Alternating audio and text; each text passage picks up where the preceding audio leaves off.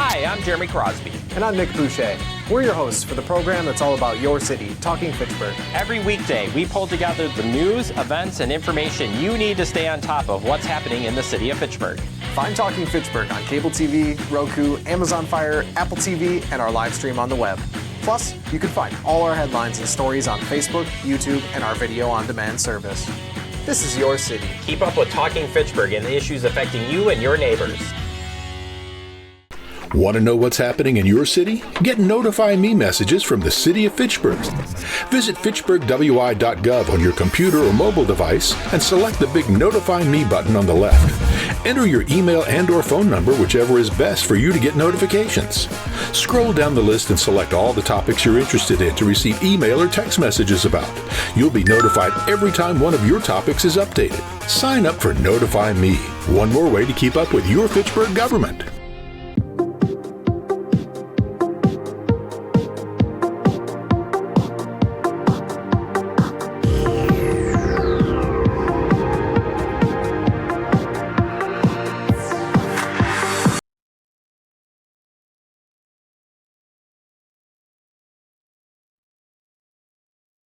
Ahead and start the Resource Conservation Commission meeting for May 12th, 2025.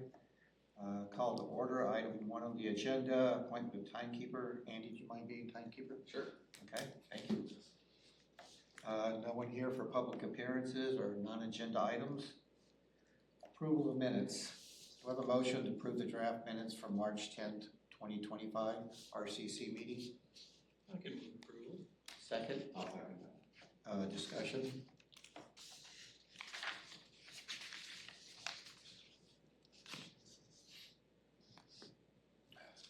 Looks fine to me. If there's no discussion, all in favor of approving the draft minutes from March 10th, 2025, say aye. Aye. All opposed? Aye. Oh, Jim is here. He's just He's there. Jim's on. oh, Jim's on, okay. Hey, Jim. Any opposed? None opposed? Minutes approved. All right, agenda items, new business. Tonight, we have a new RCC member, Ryan Hutter. Welcome aboard, Ryan. What I'd like to do is probably maybe you can tell us a little bit about yourself and we'll go around and tell you a little bit about us. Sure. So go ahead. Again, Ryan Hutter. I've been in Fitchburg now for about 3.5 years. My wife and I live over in the Seminole Forest neighborhood. There's not an exciting amount about me. I grew up in Wisconsin, went to school at UW La Crosse, just finished my Master's of Public Administration and Leadership at Ohio State. Sorry, everyone. Ohio State. Well, I didn't want to include so that was a couple weeks ago, actually, that I finished that up. So looking for obviously something else to keep myself active, and this is an opportunity that I've been looking to try and get involved in local government for a while. My school background is public administration and political science. I currently work for the state budget office, the Wisconsin State Budget Office. My assignment areas. So for many years, I was on the DNR assignment. That changed when my wife became the budget director over there. So some conflict of interest may have resulted in me not being able to be. So I switched assignments. I'm still working on the Department of Ag, Trade, and Consumer Protection. So I have a little bit of environmental policy in my current portfolio, I guess. And then I'm also working on the Department of Corrections, which is very different than anything we'll be doing here, hopefully. Other than that, I'm really looking forward to this. Like I said, I've been looking to get involved in local government, and I think this is a nice area to try and do so. So, yeah. Great. Nice. Go ahead, Ben. Yeah. So I'm Ben, just Matt, of course. So I'm one of the staffers of this commission. Myself, and then Phil Groupie, who is on paternity leave for the time being, but you'll get to know him at the next one.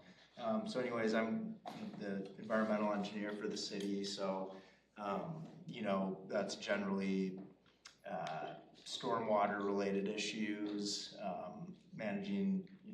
helping to manage the stormwater utility, the MS4 permit, and then also anything kind of refuse and recycling related.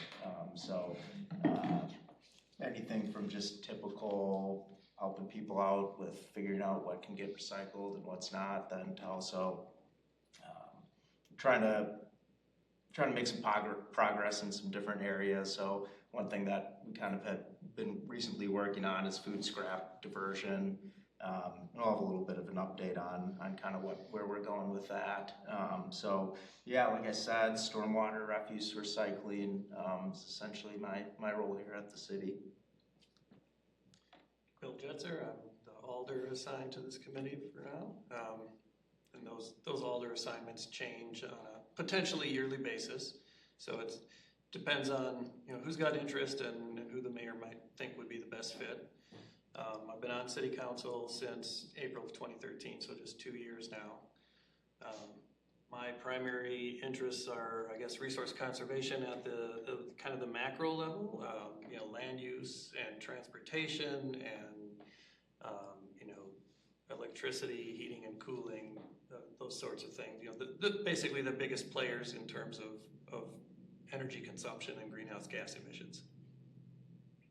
I'm Andy Slager. I work full-time for a not-for-profit called the Prairie Enthusiasts, doing land management type of stuff. So on the ground, species management, habitat management type of stuff, prescribed burning, herbicide application, things like that. So, and my background is conservation biology. I graduated from UW-Madison in 2010. It's been a while. Am I that old? But I've been on this commission for a year and a half, I think. But it's very enjoyable. Hi Ryan, I'm Ron French. My background is in aquatic ecology. I'm semi-retired. I have my own environmental consulting firm. It's a veteran-owned business, so do a lot of environmental type work, helping out municipalities and lake associations and districts and things like that to have water quality issues. And so this is my second term on the commission. And I'm a chairman right now, but tonight that'll change because I've been a chairman for 2 consecutive terms now. So it's time to change the leadership. Hi, I'm Kim Workentine, and I work for a statewide nonprofit, Wisconsin Land and Water Conservation Association, and I do all of the youth education programming with them. And so my interests on this committee started with trying to get milk carton recycling started at our son's elementary school. We started that process back in when our boys were in 1st grade, and it's still ongoing, and now they're in 10th grade. And then also very interested in trying to reduce the use of plastics, and so have been very involved with that. And we also have a plastic recycling committee through my work as well that we are working with different organizations across the state. I actually interviewed Matt for grad school. Oh, did you? Oh, about a we'll year have ago. to talk. Okay. It was very interesting. Yeah. All right, welcome Ryan. So I'm the old hat on this committee. So I started shortly after I moved to Fitchburg back in 2008. And so at that time we were really focused on the U.S. Mayor's Climate Protection Agreement. And part of that was, we wanted to try to do more community outreach on sustainability within Fitchburg. And so Kim and I have been on a subcommittee, doing that for the past 15, you've been around for like the last 10 years, but been doing it for about the past 15 years, and organizing most of our outreach events that we do. We're a little bit slowed over the past few years since COVID, but we've still been doing those. But by day, I'm a consulting engineer at SES Engineers, so I specialize in solid waste management and sustainable materials management. So that's kind of where my background is primary, but also do environmental compliance with different industries. So I've worked with a lot of different industries on their stormwater pollution prevention plans and spill prevention plans if they have oil and petroleum storage. So I have a lot of different experiences that's just kind of scratching the surface, so kind of a jack of all trades. I've been involved in a lot of different stuff over the years. I'm a past chair of the Resource Conservation Commission from 2015 to 2019, currently serving as the vice chair. And Professor Tinjum? Hey, Jim Tinjum, a professor in civil and environmental engineering. Similar interests of many on the table. You can tell because I have now had one National Science Foundation grant canceled and a very large United States Environmental Protection Agency grant canceled without cause. These days I am busy restructuring funding and activities for a PhD student, a master's student, and a research scientist that no longer have their funding courtesy of these grant cuts. So look in the newspaper about what these impacts are and just look at me and my colleagues at the university, and we are unfortunately on the front line, but still in the fight and still working on large-scale geothermal exchange with the Department of Energy. So knock on woods, that grant is still ongoing. But basically, renewable energy is my core emphasis. Great, thanks, Jim. Okay, now that we've got that done, the introductions, let's move on to 4B, and I'm going to turn that over to you, Bill. Okay. So per city ordinances, every odd year at the May month, we have to choose a new chair, and it has to be, it can't be an alder, it can't be staff, it's got to be one of the citizen commissioners. And nobody's allowed to serve 3 or more consecutive terms, and Ron is just finishing up his 2nd consecutive term, so he is out of the running. So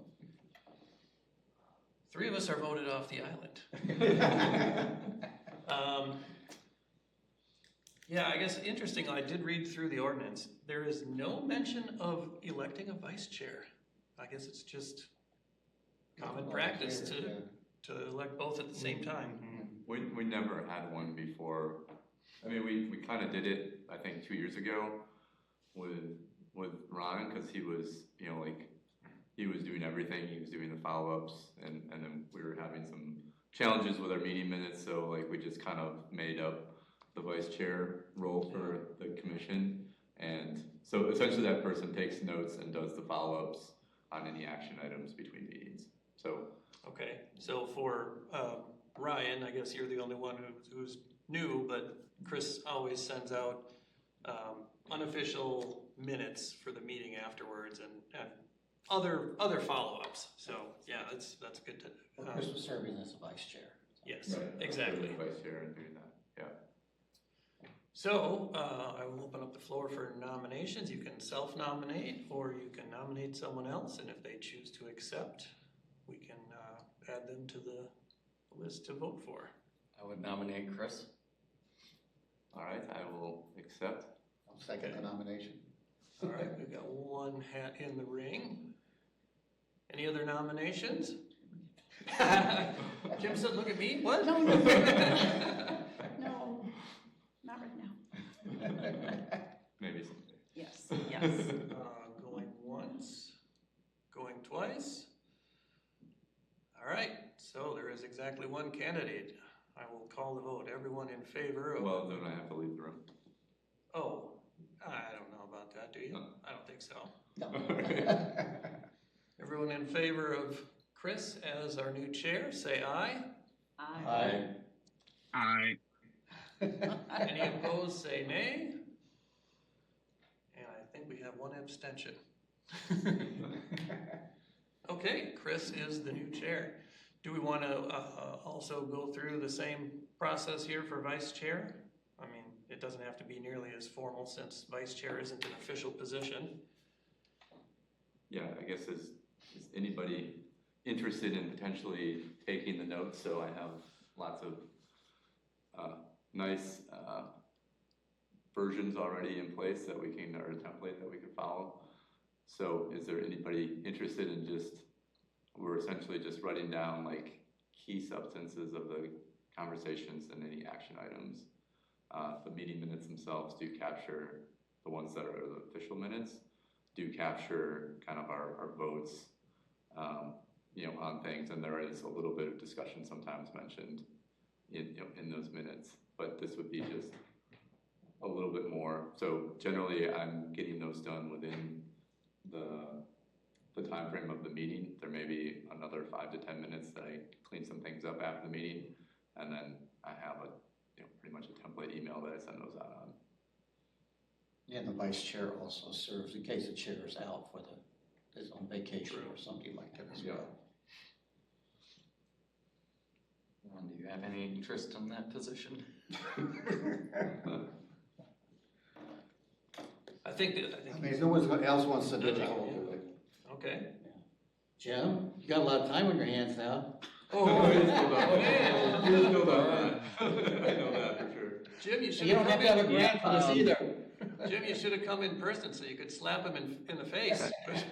Yeah. No, I will decline because I'm in an investment group for a new community co-housing project that unfortunately is not in Fitchburg. So I may be actually moving in the year ahead. So I'm just going to stay out of leadership roles per se. No. And I told Chris, since we're both on the outreach committee, that if he took the chair position, I would step up and help more on the outreach. So, Okay. just so you know why I'm not raising my hand. So every 2 years, we'll just flip these two guys. Yeah. All right. Like I said, I don't know if we need a formal vote, but I guess unless somebody has a strong objection, Ron is our new vice chair. I don't think we had a formal vote before, but Yeah. I think, Ron, if you're willing to do that, I'm happy to send over the meeting minutes, that I've done before. I mean, you should have Word versions of them as well, but I'll get you some fresh copies or templates that you can follow. Yeah, I have a template, Just doesn't need to be, we don't need to know everything that we talk about, but let's just get the substance of the conversation and the action items and who's assigned to them, and then just, trying your best to follow up in between. I know I haven't been perfect at that, but we weren't doing it very much at all. So it's pretty much dependent on, I think we did a little bit better when we started doing those follow-ups. Okay. Thank you both for your service. Yeah. All right. It's all yours now. So, I guess, just looking ahead, in terms of things going on, I appreciate, others stepping up to help, certainly, for those that know me, I do have a couple other things going on, and so, there is a little bit more time commitment, as Ron knows, with the chair position, but I also think that it's a really exciting time for this group and this team of very talented people. Every time we go around for introductions of a new commissioner, coming on, like Ryan, and go around the group, I'm always just impressed by the people that we have on this commission and their background, the diversity of skills and knowledge that we have on the commission. And we're at a point in Fitchburg where we just recently got a sustainability plan done. So this aspiration started back in 2012, 2013 with getting just an intern on board to be an intern for our sustainability within Fitchburg. So we've worked through that step. We've worked that into more of a full-time position, and I think the city of Fitchburg sees the value of that, and I think they've come a long ways in understanding the value of a sustainability plan to drive our community forward. And so we get to be a part of helping to get that implemented. I think that's really exciting. So I think there's a lot of opportunity for us to see big changes and improvements in sustainability across the community of Fitchburg, and we're part of the leadership that's helping to make that happen. So I think that's really cool. I think there's organics collection is something that's coming on board with our county, and we're taking on a key role with that. So we're going to get into that with the scrap food collection that we're doing at the Fitchburg Farmers Market that we think is going to start up in July. And so we will share some updates on that front, but like I think that's really critical for our county. You know, we haven't had the organics management infrastructure to really take this on, and you know, some of our work in Fitchburg will be critical to the county's success with that program and that step forward with sustainability. And then there's a lot of other exciting things too. We just passed a night sky ordinance, a dark sky ordinance within the community, and really haven't done a whole lot of outreach on that yet. So I think that's really exciting. And then we never seem to run out of topics, and we're always writing articles. So there's a lot of things to be excited about. Got some fresh blood in Ryan bringing his new ideas to the table. But yeah, I'm excited to lead this group. You know, despite how busy I am, it makes it a lot easier to be working with a team like this. Yeah. So on those articles, Ryan, each year, well, we do what, 9-10 articles for the Fitchburg Star. So some of the commissioners will sign up for a certain topic. Like Ben just had one on our new lighting ordinance, our dark sky. So it actually was a good article. Oh, I'm glad to hear it. Yeah. So if there's something, a topic you'd like to write about, kind of areas that you're interested in that has an environmental focus or sustainability things that the commission looks for, so works with, feel free to volunteer. So Andy's in charge of the gathering the list of names and put the articles, getting the articles from you, and then we'll get to getting it over to the Fitchburg Star. So I think we'll talk about that later. Sounds good. Okay. All right, so agenda item 4C, ordinance 2025-0-07, amending chapter 30 to 67, private wells prohibited, and chapter 80 to 90, exclusive agriculture land waiver. So Ben, do you want to give a little background on this? Yeah, so we need to move in second, right? I'll move approval. Okay, sorry. Yeah. Second. Sorry, I'm a little rusty. Keep us legal. We have a move for approving ordinance 20-0-07 to amend the chapter 30 to 67 private wells prohibited and chapter 40 to 90 exclusive agricultural land waiver. Make a motion. I moved approval. Andy seconded. Oh, okay, you approved. Okay, approved. All right. Any discussion? Yeah, so I'll just give a brief overview. Just in general, chapter 30-67 describes, when you can or can't have a private well, but essentially the ordinance states if you're within 200 feet of city water main, you essentially have to connect to it. So there was kind of a situation 2 years ago at the Paisley Farm Groundswell Conservancy where this same ordinance was amended to basically allow for the construction of a private well for agricultural use on a property that was within 200 feet. So again, this kind of came up in a similar fashion where it was recognized that a landowner was going to, be stuck with probably a very large bill to extend water service out to their property. So in this particular case, it was a farmhouse. It was within 200 feet of municipal water, the property was, but the farmhouse was, 150 feet plus away. So, someone would have to put 150 plus feet of pipe to their house, which comes at an expense. So what this revision to the ordinance would allow for is private wells to be replaced. So it would, it has to be an existing private well. It can be replaced if it's located on the same property as the existing well. The nearest corner of the existing single-family residential home is greater than 150 feet from the right-of-way. The private well is located on a parcel that is zoned AT, transitional agricultural, AS small lot agricultural or AX exclusive agricultural, and the private well meets all the required well operation permit conditions. So essentially this is another variance that's being added to allow a little bit more flexibility with the construction of private wells in summary. So a person couldn't put a new well on their property, though, right? It has to be an existing well to be replaced. Correct. And unlike the groundswell conservancy change that was made, I think that specifically stated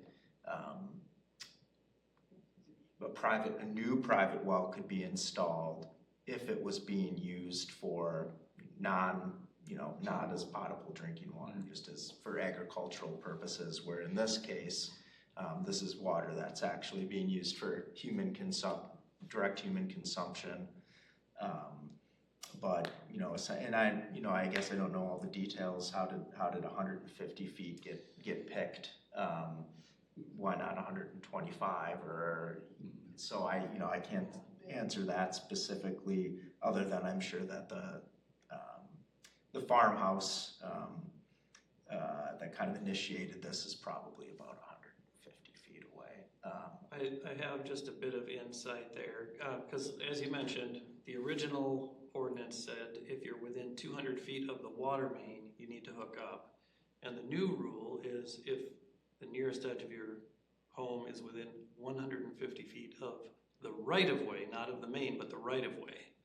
And when I asked about that at the Board of Public Works, Director Tim Volker said that the city would foot the bill for the pipe from the main to the edge of the right-of-way. Mm-hmm. And then it's the citizen's responsibility to go from the right-of-way to their home. So I suspect the average right-of-way is roughly 100 feet wide, and so if you're within 150 feet of the main, and that goes to address a sticking point that the Ag and Rural Affairs Commission talked about, where they said, this is awful. What happens if the main is on the other side of the street? I'm gonna have to pay for this expensive drilling underneath the road, and that's, way more expensive than just going through my yard. So that is not really a thing with this. Right, and that would be same with, even a sanitary lateral. The city is essentially responsible from the main to the property line, and then beyond that is the homeowner's responsibility.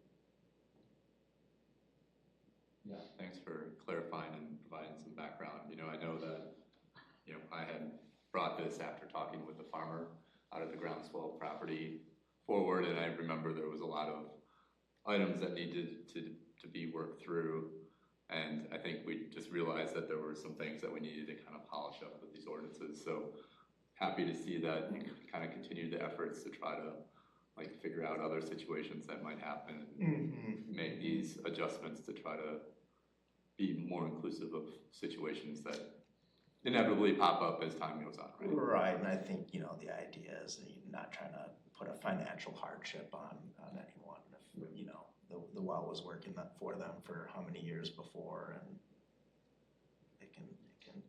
it'll be okay if there's a well there.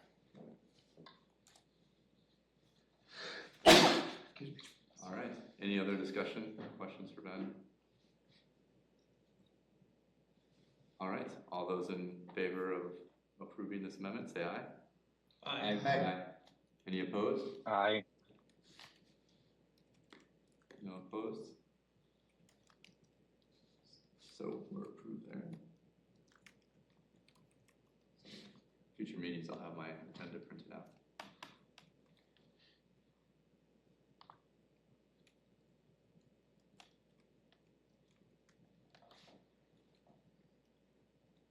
All right, agenda item 4D, discuss the draft Greenfield neighborhood plan. Ben, that's also you leading that effort? Yep, so I'm not sure how much people got a chance to kind of look through this. It was, yes, it's a very long document. I don't know about anybody else, but my weekend was roughly 100% Mother's Day. Yeah. So, I'll kind of give a brief overview of this plan with a little bit more particular attention to kind of the environmental natural resource discussions that are a part of this plan. But yeah, I mean, please, if you guys didn't get a chance to kind of peruse through this, that's totally understandable. So if there's any other kind of comments that you maybe think of later, please feel free to just email me. Same goes with the South Stoner Prairie Plan that we'll be talking about next, because yes, they are quite lengthy documents. So starting with the Greenfield neighborhood, I'll just bring up, let's see here, I got too much stuff on my screen. So this plan's been around for a while? Yeah, so this plan has been around for probably over a year at this point. The planning department does desire to take this to council for approval this year yet. So that's kind of the timeline. I don't know specifically when that's going to happen. There's still some steering committee meetings, or at least one steering committee meeting left. So it probably won't be immediate, but maybe this like fall, August. Or late summer, yeah. So Greenfield neighborhood is located in this area bounded by the red dashed line and shaded in red. So this is, you can see Highway 14 here, west of Highway 14, primarily south of Irish Lane, but there is some other area north of Irish Lane as well. It's predominant, well, I'll say there's a lot of agriculture in here, but unlike maybe some of the other plans that have gone through, there is an existing subdivision. So it's kind of the gold edition plat. So this is an older existing neighborhood of single family homes, rural road network. So your ditches and culverts under driveways. It is currently served by city water. However, there is no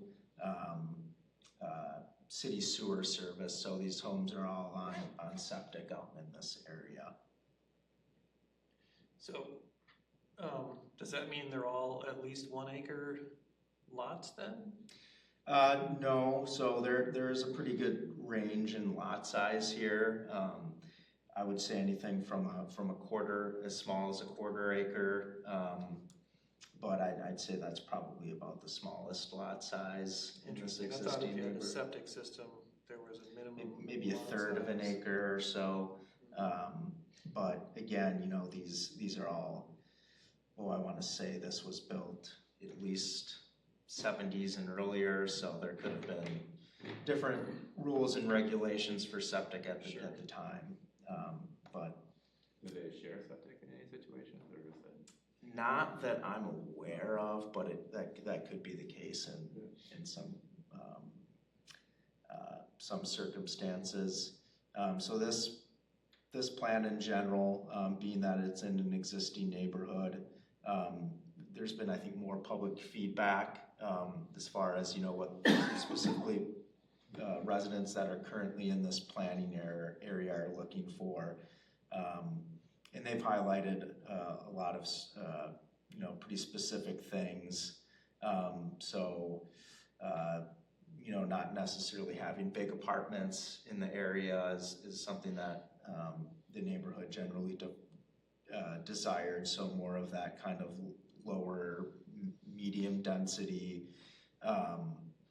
Also, discussion of preserving natural resources. So this area is within both the Murphy Creek and Swan Creek watersheds. So two very important watersheds for the city. and particularly Murphy Creek, just because there's Swan Creek has had some significant development in it, but Murphy Creek, the watershed is much more undeveloped at this point, at least from a residential development perspective. Of course, there's a lot of agricultural uses in that watershed. Are these organization names? Yes, so this... For instance, well, these are wetlands, not watersheds. Oh yeah, that's a mistake there. Okay, well, thanks for highlighting that. Yeah. They probably should spell out what carp seed is too. Yeah, that might be not super obvious. So I'll scroll down here until we get to some maps. I guess I will talk about some of these comments that the Friends of Wabisa Wetlands right here made. So again, being that there are some pretty environmentally sensitive areas, there were a few comments that they provided, and I think we were essentially able to incorporate most of these, if not all. So, one of the comments was maximizing wetland preservation and restoration of potentially restorable wetlands, ensuring zero increase in runoff with 100% stormwater stay-on goal. We have ordinance to that effect or something, right? So, no, and that's actually state statute will not allow a municipality to have an ordinance requiring more than 90% stay on for any reason. So in other neighborhood plans, there has, and I'm thinking of the McGaw neighborhood plan and the North Stoner Prairie neighborhood plan, and CARPC will always provide basically an approval, and then that'll include some specific requirements for any development. That has included a 100% stay on requirement, and that they do have the authority to basically make that requirement, unlike the city. So that is standard practice with all new developments, right? 90% is standard practice. Yeah, so that's what, 100 is really pretty rare. I never really saw 100 until I started working in Fitchburg. And if you are just going off of the minimum standards that the state requires, it can even be less than 90% depending on the impervious percentage of the specific development, but for the city and Dane County in general, 90% stay on is the standard. So you got that. We've got exploring and installing a USGS monitoring station at Murphy's Creek. Consider recycling wastewater to reduce demand for new high-capacity wells. That's one that's a little bit more difficult to implement. There's not a lot of other examples in this area of reusing wastewater, so that would be like in some communities they'll also have purple pipe in the ground, and that would be for basically recycling wastewater. That one's a little bit more of a challenge. I mean, it's more MMSD's responsibility, right, to do that, or? It's kind of hard to say, yeah, who's that, who does that responsibility come to? But that's a little bit tougher without having really much of a precedence for that at least that I'm aware of. So what would that entail? You said purple pipe. Does that mean like people would have to, instead of running everything to the sanitary sewer, they would have to run like a gray water? Basically, there'd be another pipe for reuse. And I would have to look into exactly how that would work. That would impose constraints on the construction. Yeah, I think it's fair to assume that it would, just be a little bit more cost to develop that area. Anytime you're adding more pipe into the ground, there's a cost associated with it. Yeah, that one's a little bit more of a challenge there. But as far as the 100% stay on, that was kind of one of my main concerns, as well as retaining the ample open space for native vegetation and wildlife. And those are two things that I know the city can do. They've done it before. So, and that's what we've talked with CARPC about, having them provide that 100% stay on requirement. And the city would be requiring 300-foot buffers essentially from any wetland, or I should say high quality wetlands. So in particular, the wetlands that are immediately adjacent, Murphy's Creek and Swan Creek. There are some other potential wetlands on this site, but it's not exactly known the potential quality of those. They're essentially farmed right now. So the focus is more so on the potentially high quality wetlands that are adjacent to the creeks there. So I can skip. Ryan, just for your knowledge, we were successful in getting a USGS gauge on Swan Creek on Layler Road. So those two sampling stations or locations are probably like a mile apart. So pretty close. Mm-hmm. And I think would be another great thing to implement. And with this particular neighborhood plan, I don't think, to my knowledge, there's not developers that are looking to start, or I should say, there's not necessarily landowners that are looking to sell their property. In the immediate future. I think that's kind of one of the things that has been brought up at some of these neighborhood meetings, is just kind of a concern that once this plan goes through, that means that all this development is going to start happening. But I guess maybe just to take a step back. So both the Greenfield area and the South Stoner Prairie area were identified in 2009 with our first comprehensive plan as future urban development areas. So this shouldn't come as a surprise to anyone that we're actually going to try and make a plan for these future urban development areas. And as Ben said, these are, the plans are put in place so that when somebody sells, the buyer can't just do, whatever they want with it. We need to have some sort of land use in place and planning in place so that everybody knows what to expect when the inevitable does happen. Yep, perfect. And in this particular case, it seems like there may be a longer timeline.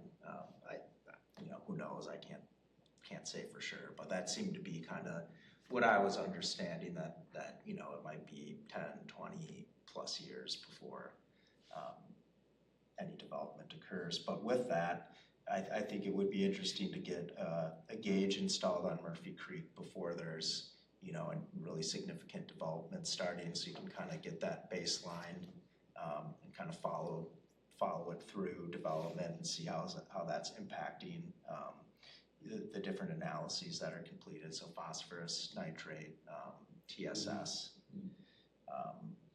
So that's another thing that I think is absolutely something that can be done. So here's just a few sustainability goals and strategies that I'll also mention. So again, this is providing adequate vegetative buffers between development and natural features. So this is more so, not just providing the buffers from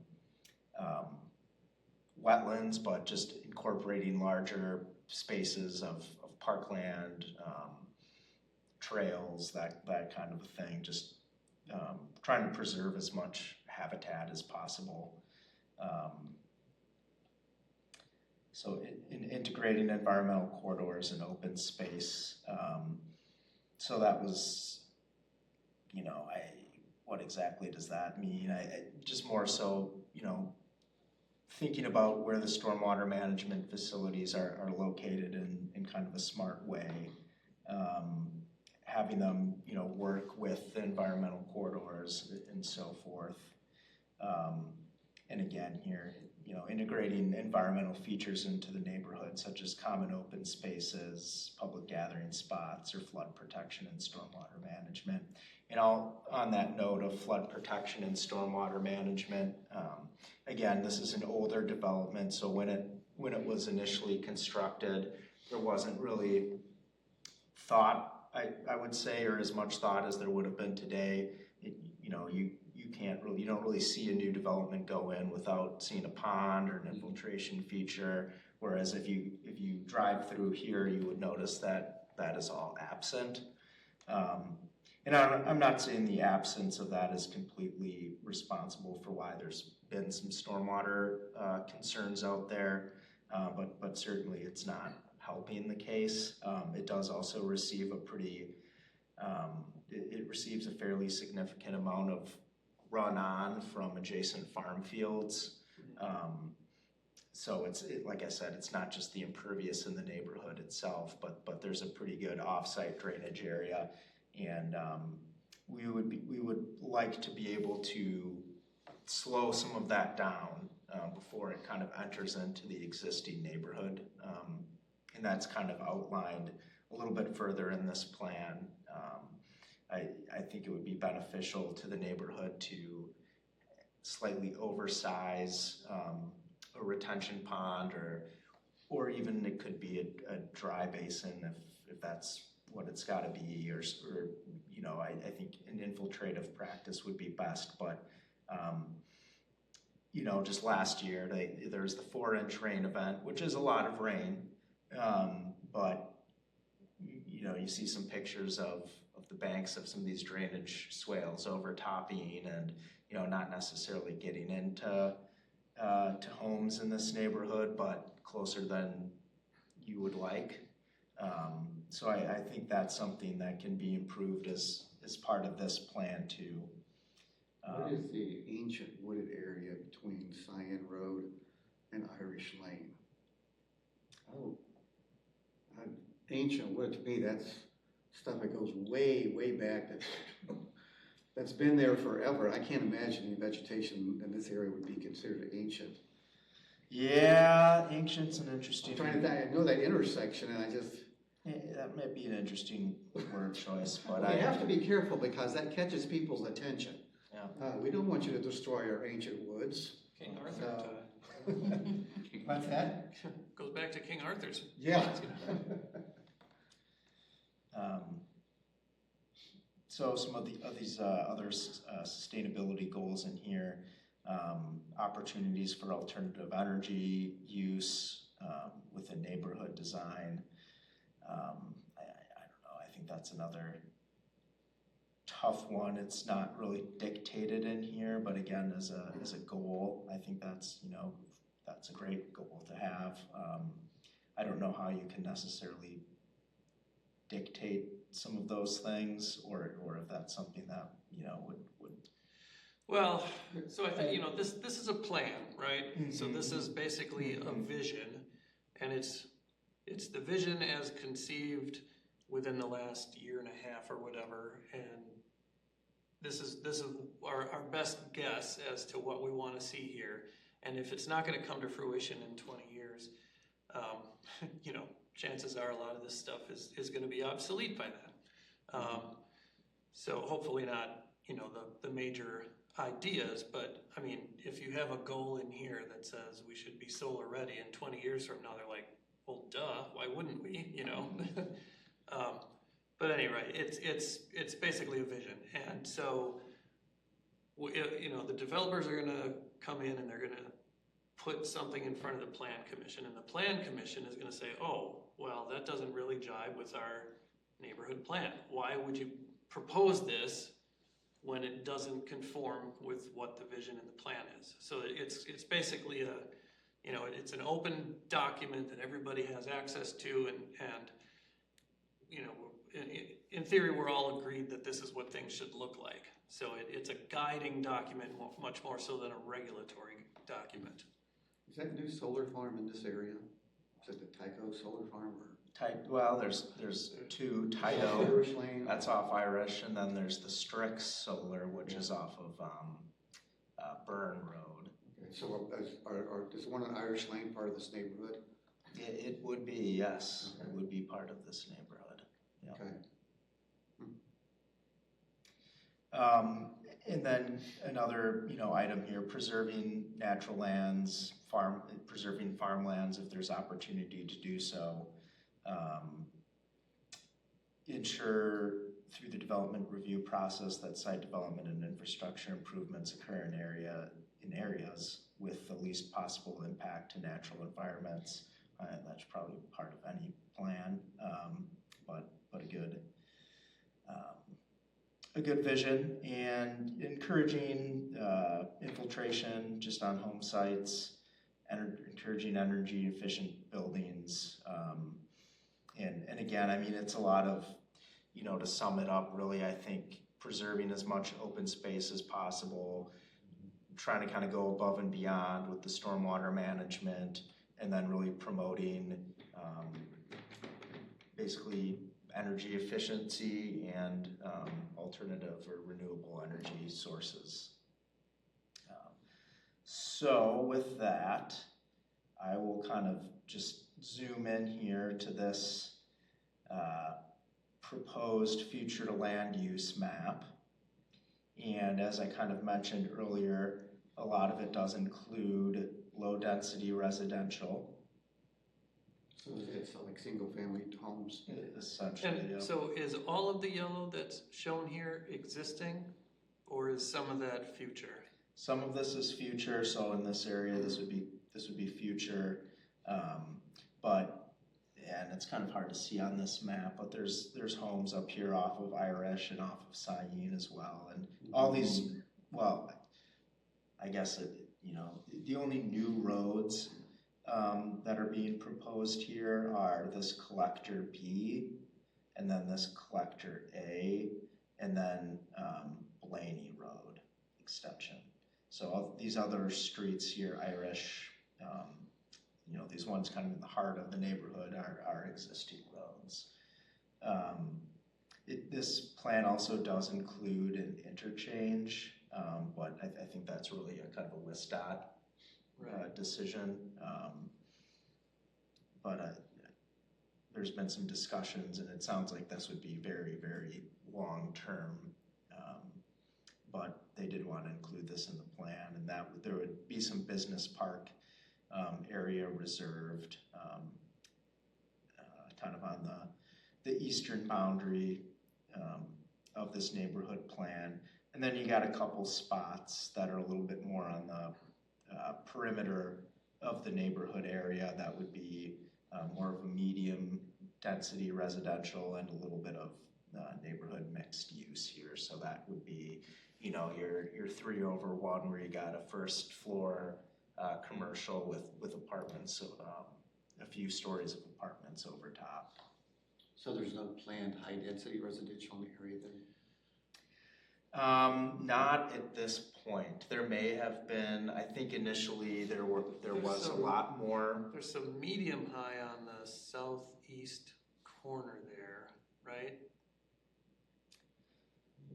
For the commercial? Yeah, it's just on the south. Keep going. The bottom. Oh, just there you right go. here. There's a little Yeah. medium high. Right there, okay. That's brilliant. What's Medium high. so the kind of the stuff that we see now over by the Quick Trip, that's like a medium density? Yeah. So what would be like a medium high or a Well, high density? You're talking about those apartment buildings? I think those are considered high. Is that high? It has to do with number of units per acre, essentially. So at the time this was developed, I don't know, so historically, high density was anything like 10 units per acre and above. And medium high was 5 to 9. Mm-hmm. And we passed a change, and I'm struggling to remember what we said was, I think maybe 15 or 20 was the high end of medium high now, and then anything above that is high. Perfect, thank you. Yeah. And then you'll also notice there are some very large areas that are just left as park, stormwater management, and open space. And then a couple other smaller areas that include farming, agrihood. So in this area as well includes a little bit of both farming, agrihood / low density residential. But is agrihood like a community garden area, or is it? If you cycle through it talks about it. There's sample photos where it's basically a large courtyard, a large vegetable garden courtyard, surrounded by a bunch of townhomes looking things. It may just mean that there's a community garden somewhere. I like the picture shown on page 39 there. Yeah, I agree. I like the term. Mm-hmm. Page 39, yeah. Oh, that's cool. Yeah, here we go, agrihood. So they got some small plots with some houses, even apartments. Yeah. Pretty interesting concept. It almost looks like colonial. Yeah, it does.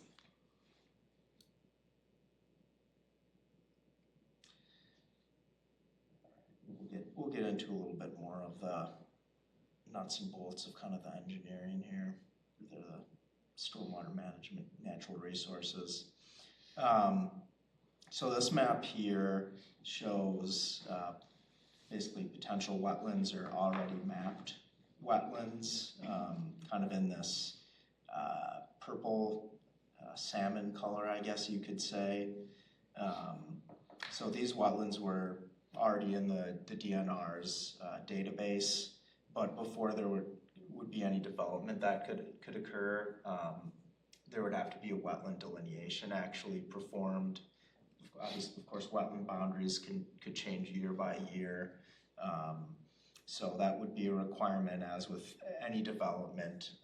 If there's a potential for wetland, they have to do a delineation. So these boundaries are assumed right now. You'd expect them to change to some degree, but again, you kind of got these big ones here along Murphy Creek, and then this area here along Swan Creek.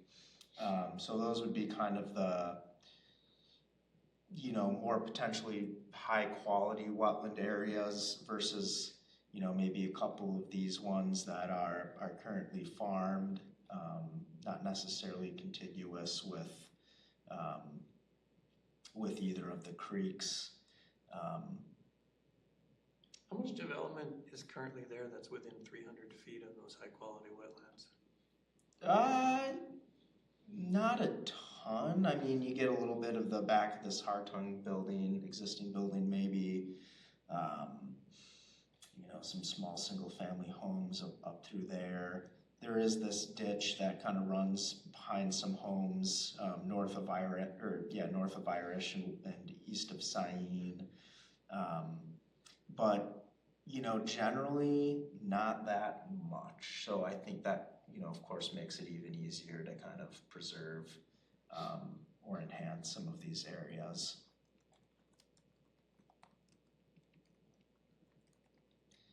And then here it kind of discusses the 300-foot wetland setback. So that that's where you get benefits to just bank stabilization, water quality benefits, flood control benefits, and then once you kind of get out past couple hundred feet, you're really kind of getting more of just that wildlife habitat benefit. You're just preserving, more land for the various critters that live out there.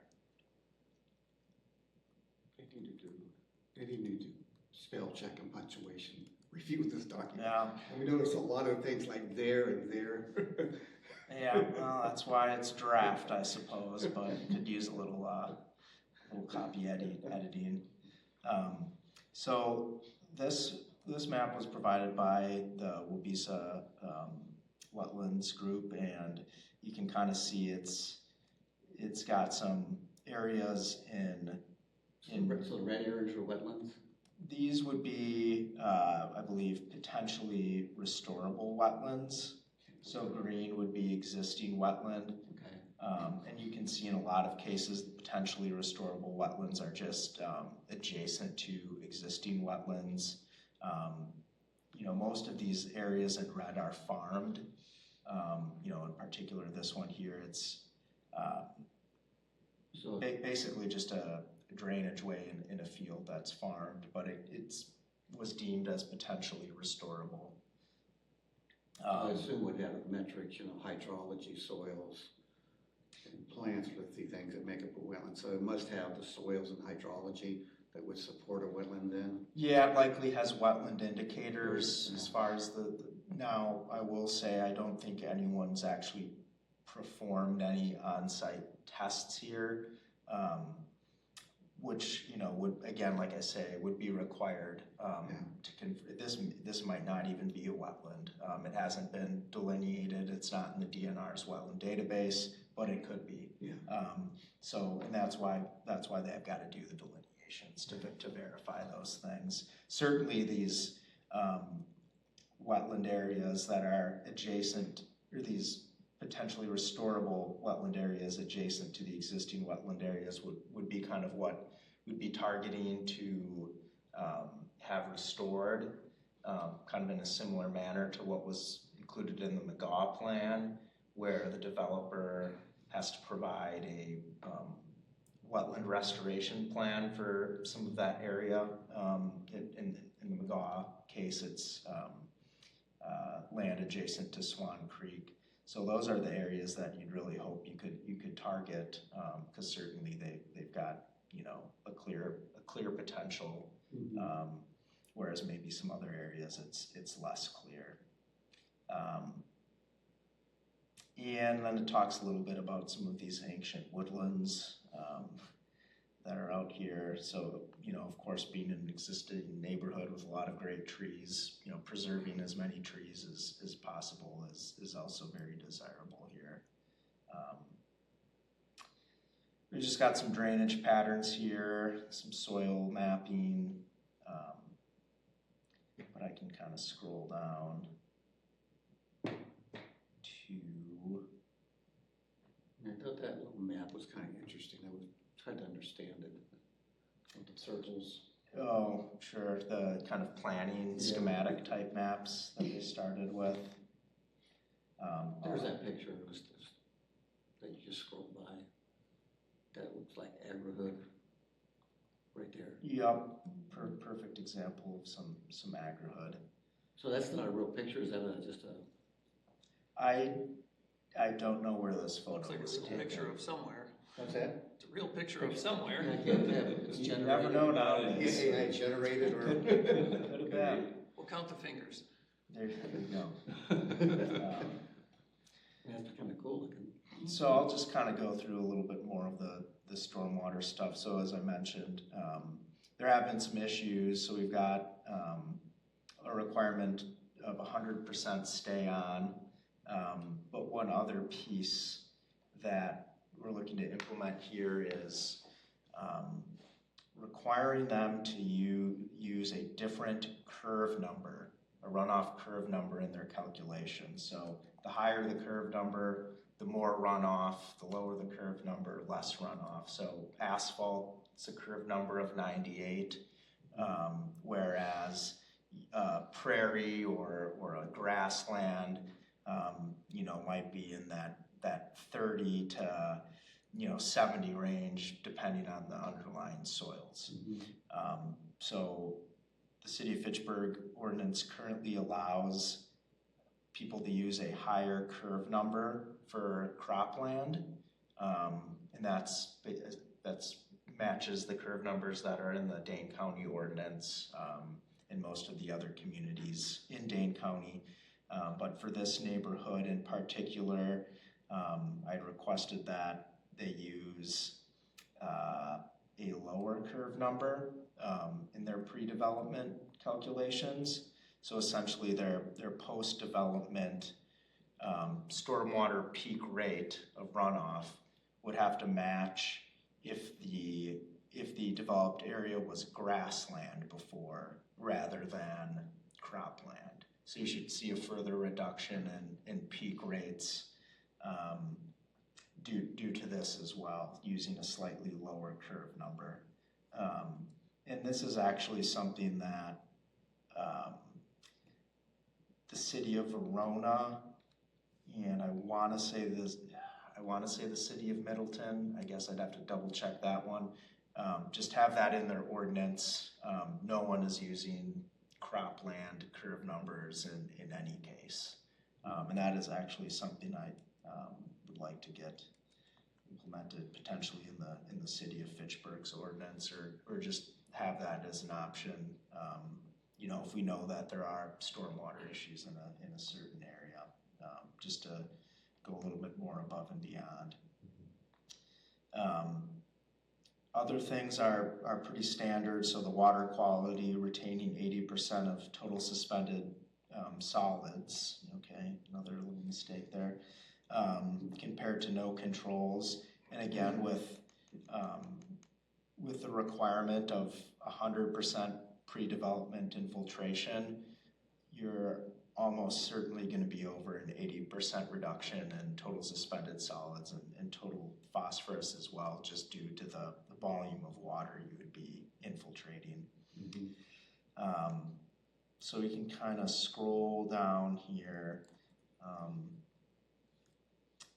and I want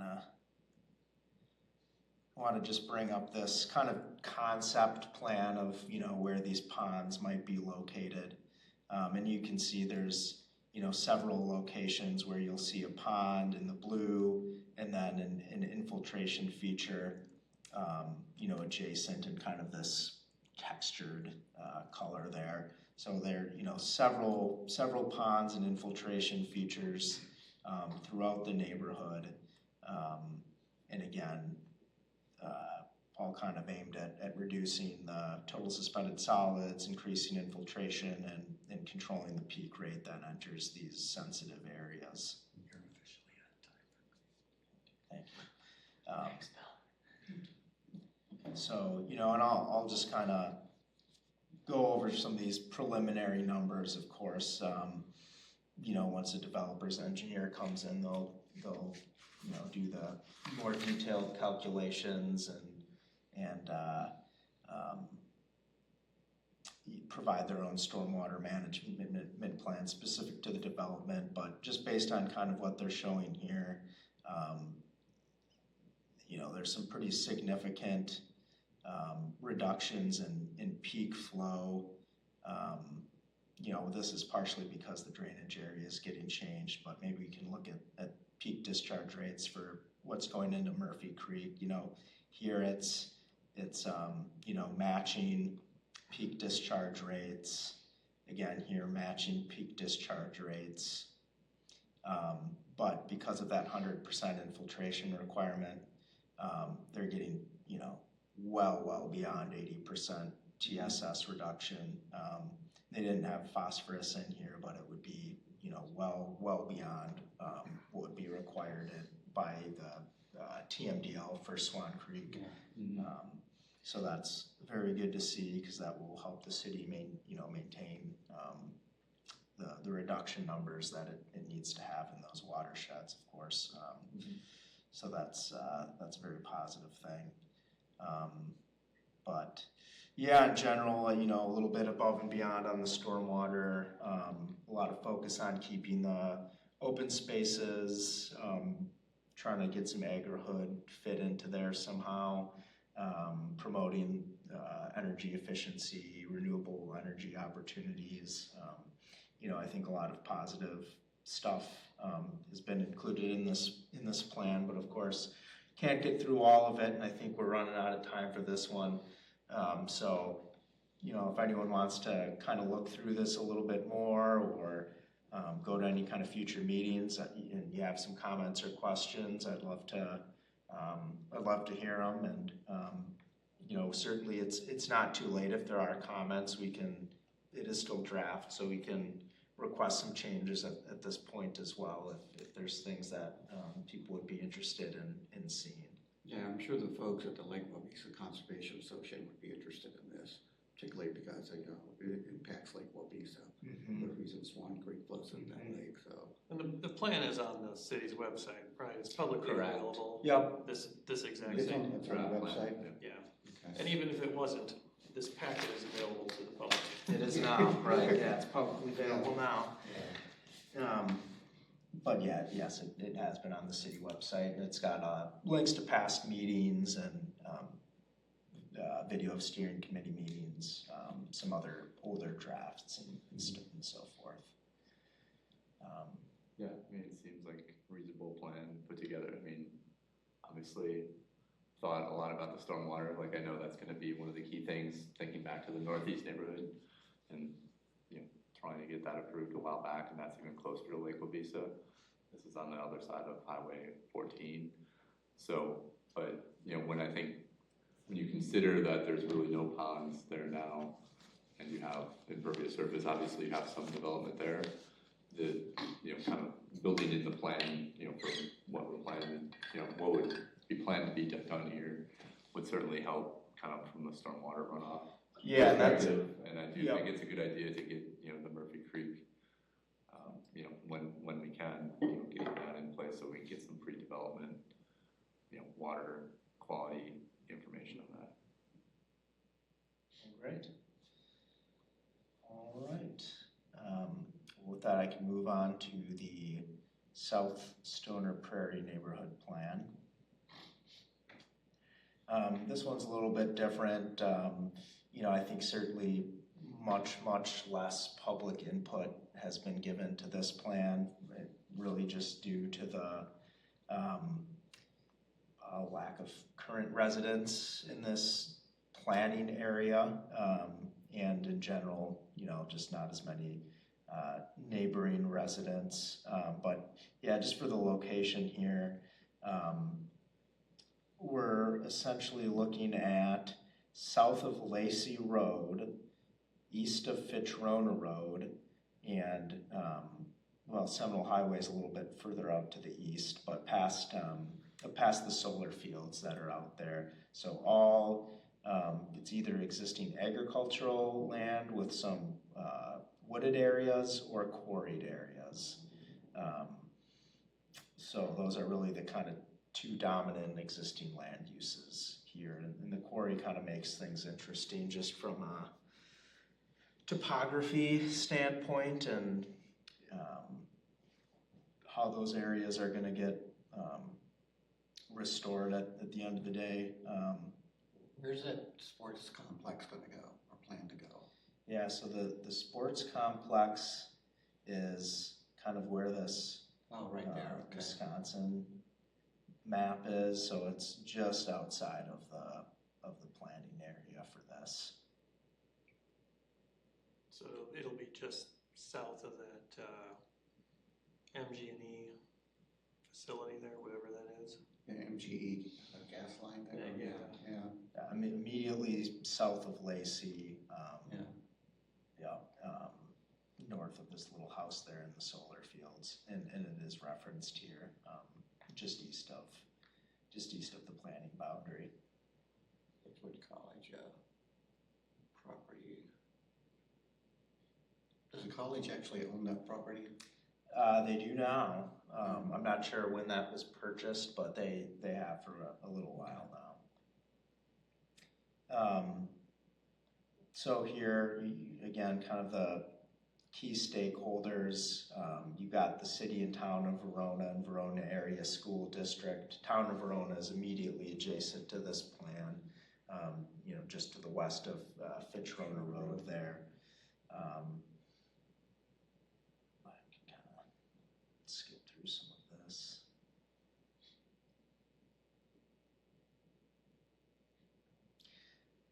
Well, part of that's a gravel company owns, right?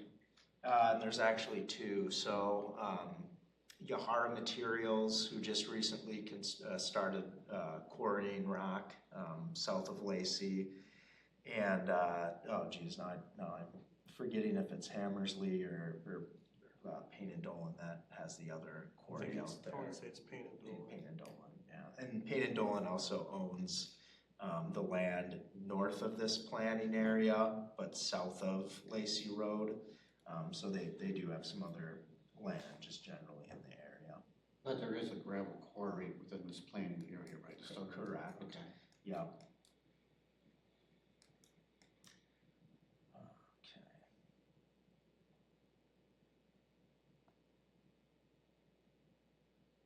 so we'll get into the sustainability goals here. Again, very similar kind of broad language here. Protect and restore the environment, integrating natural features, common open spaces. I think that this was word for word in the Greenfield plan as well. Preserving existing tree canopy. So as we saw in that area, there were some pretty good sections that would be intended to remain as woodlots in future development. Here there's a little bit more, I believe, interest and ability to have this high density residential development. I think really having the high density is very important to environmental conservation just in general. You're getting more people living in a smaller area. You know, you're able to preserve more farmland and just in general. So that's, I think, a positive thing. They do talk a little bit about potentially recycling quarry byproducts. Not exactly sure what that could mean at this point. I don't know if the byproducts can be used as aggregate for the asphalt roads that are going to be constructed. That sounds like a quarry product, though, not a byproduct. Yeah, it does. Well, yeah, I don't know. I don't know what size stone they're aiming for there. Primarily.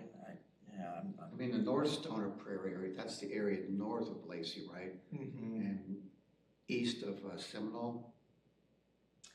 Across from Sub-Zero. It does also, east and west. It does, yes. So there is some of this area west of Seminole and the North Stoner Prairie Plan as well. Okay. Well, I noticed that large retention pond that's right by Seminole and Lacey. That big one there. The one that's near the Crescent Crossing development, or it's right at the intersection just on the of northeast. Lacey and Seminole there. Yeah. Okay.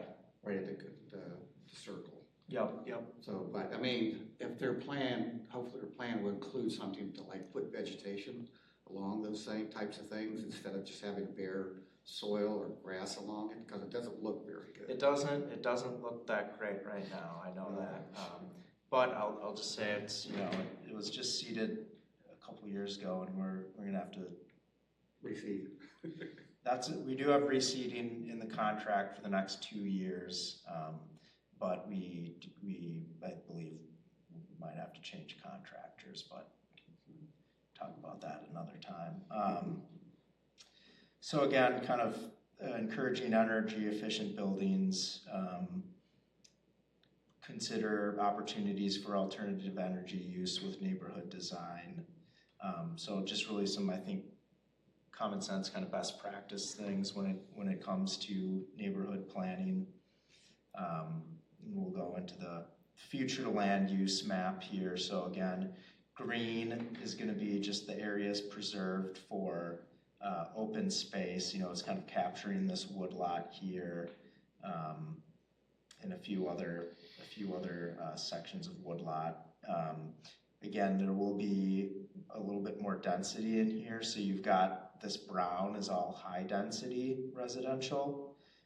You've got medium high density residential, medium density residential, and just actually a very small area of low density residential, with, you know, the proposed business park off of Commerce Park Drive and some mixed use areas included as well.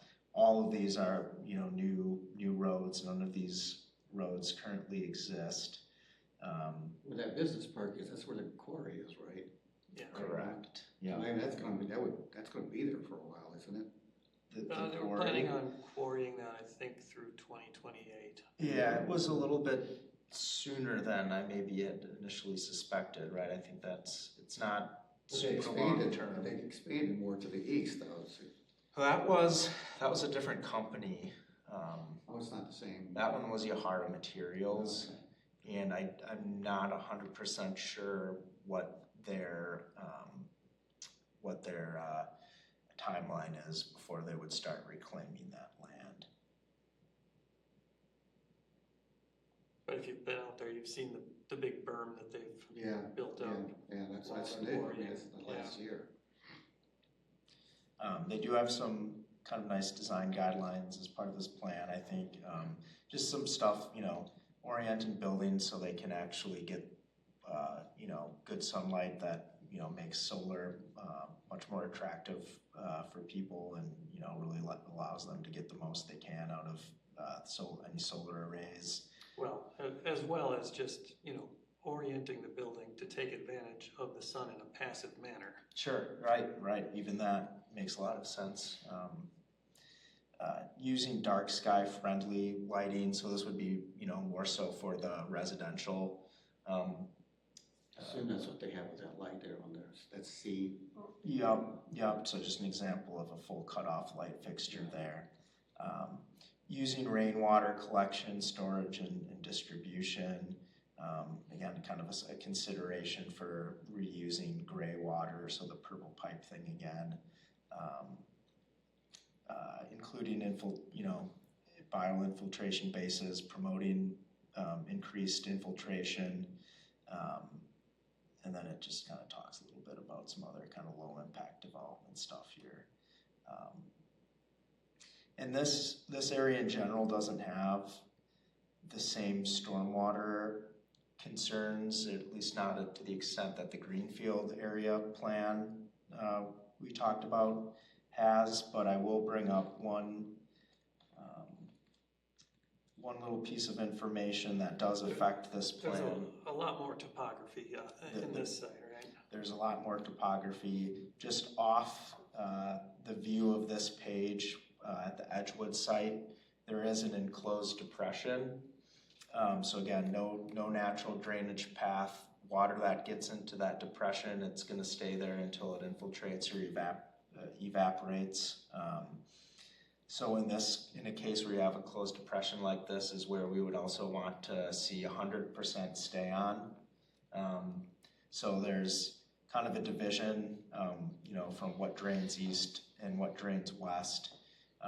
That watershed that drains to the east into the closed depression, we'd be looking at having CARPC provide the 100% stay on requirement in their resolution, again, to really just help manage that enclosed depression so you don't end up with overtopping of roads and some of those not very desirable things that can happen in an enclosed depression. Is this in the Sugar River watershed? I don't think we're in the Swan Creek watershed anymore, are we? No, so this would be kind of in this area, flows to Goose Lake. And then this area here, it's an enclosed depression, but if the water ever did get high enough that it started overtopping, it would make its way to Story Creek. Story Creek, okay. Yep.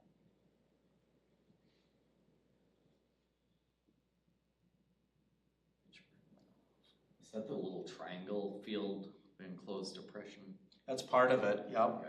Yep, it's that whole area, and then it extends a little bit further to the west. Yep, exactly.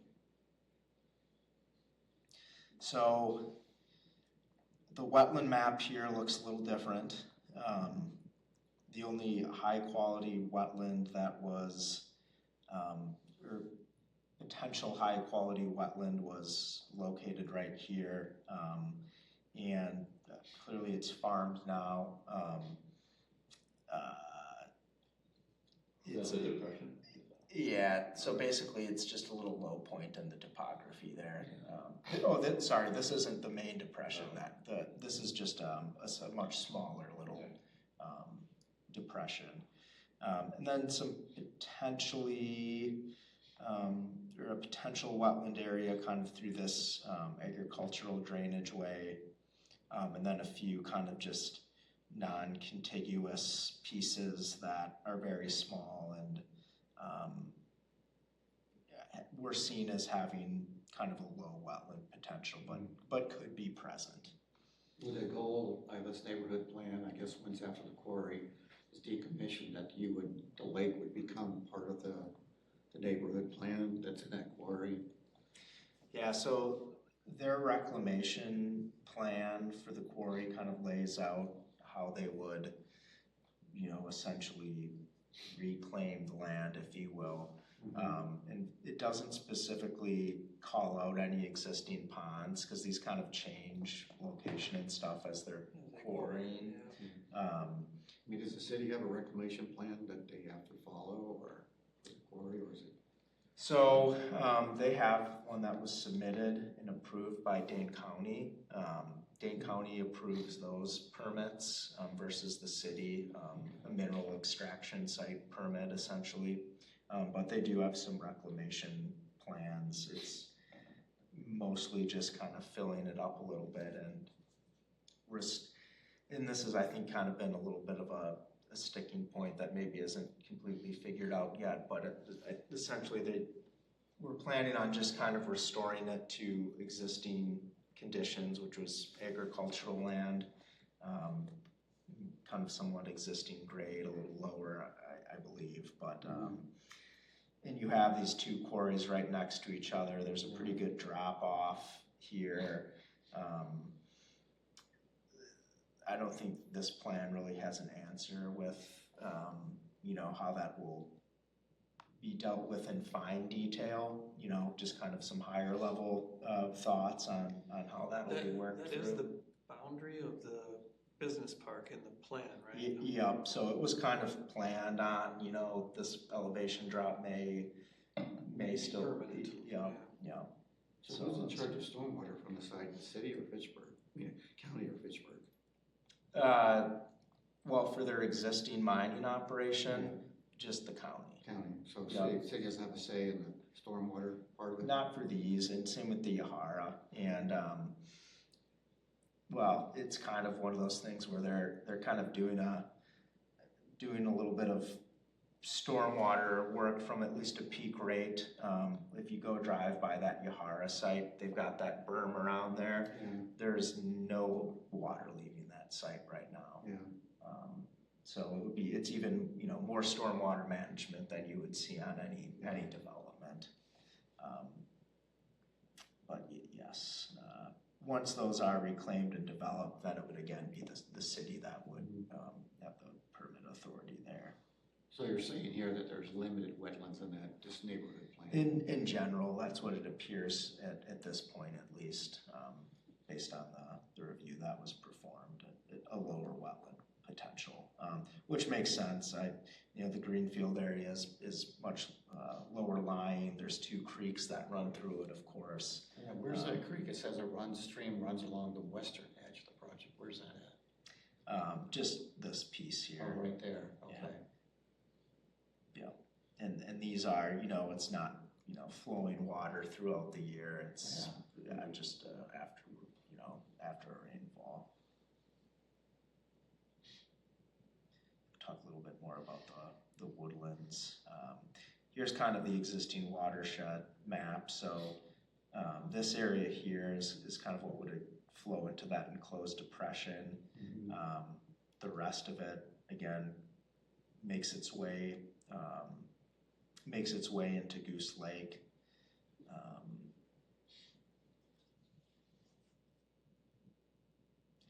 This one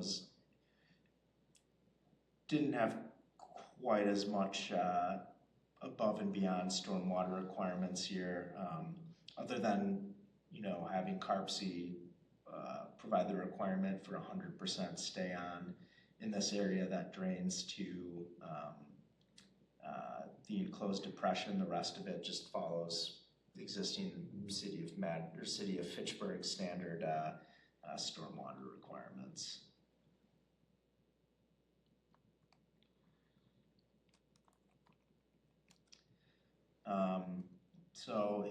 Does anyone have any questions or thoughts about this one here? I haven't heard much about this one, so. Yeah, I think with the Greenfield neighborhood plan being. It says school. Is there a school plan for there? Yeah, so something of a sore point for me is that the northwest corner there, that is not part of the South Stoner Prairie plan.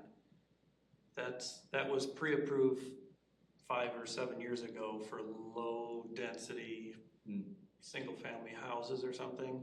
And there was some thought that there might be a school that's in that section as well, that, you know, but making all the kids cross the major collector to get to and from school seems a little silly. There were, like, if you look through the packet, there's option A and option B, and at least one of them had a school and the other one didn't, I think. Yeah, I can, bring up The bubble diagram. 46. 46? Of the packet or of the? Packet, if that's correct. Proposed there elementary you go. school site.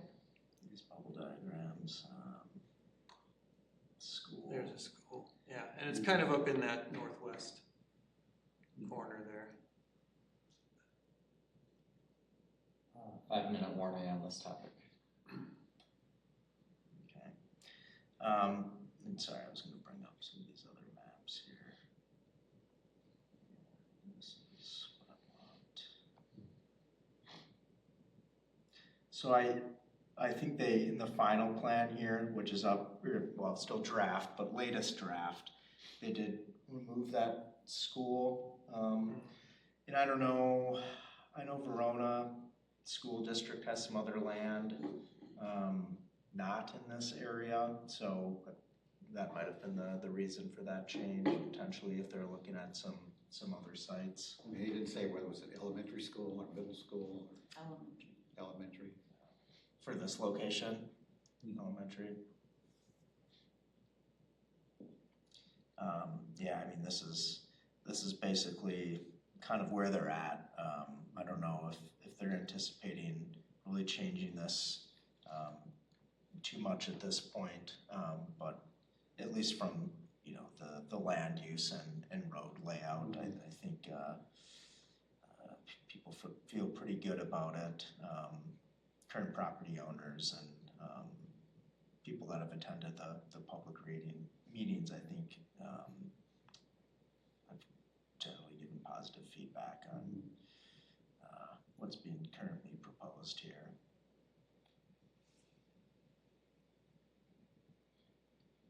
Yeah, certainly don't have the stormwater issues that you have in the other neighborhood. What did you say about the woodland areas, kind of that southern portion? There's pretty much no chance to salvage anything there.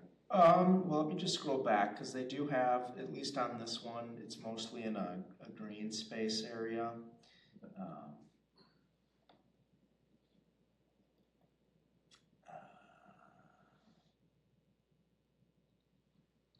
Yeah, sorry, right through here and kind of through here, and let's see what else what they're gonna lose here.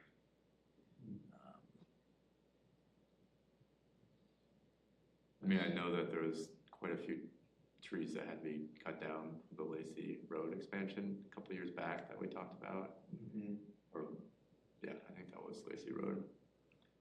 So it would be nice to preserve what can be preserved. I don't know the quality of those woodlands really, or if that's been discussed at all at the council level. Yeah, so that's where the new tree preservation plan will kind of come into place. So before any of this is developed or actually part of the platting process, the developer will basically have to provide an inventory of the current trees, and then in that ordinance it kind of talks about certain species being, you know, more desirable and would, you know. There's a fixed list of like 25 or 30 species that they need to document, each and every one of them where the diameter at breast height exceeds some value, 6 inches or something.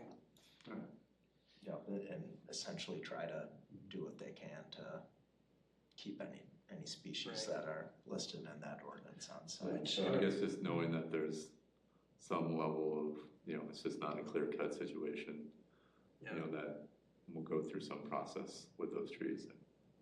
Yeah, and I would certainly hope so, because they talk a lot about preserving the wooded areas in this plan too. So you would hope that they, that is stuck with, and Yeah, and I mean, it's a nice this is amenity, so I don't know many people that don't like trees in a neighborhood. I think everyone loves. Ones that don't like raking the leaves. I hate. Yeah.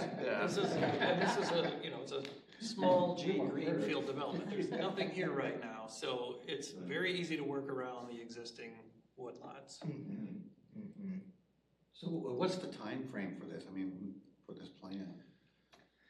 Probably 10 years out or so, or? Probably a little sooner than greenfield, but nothing imminent. Yeah. I had heard, they were gonna quarry it until 2028, and then we'll see what happens from there.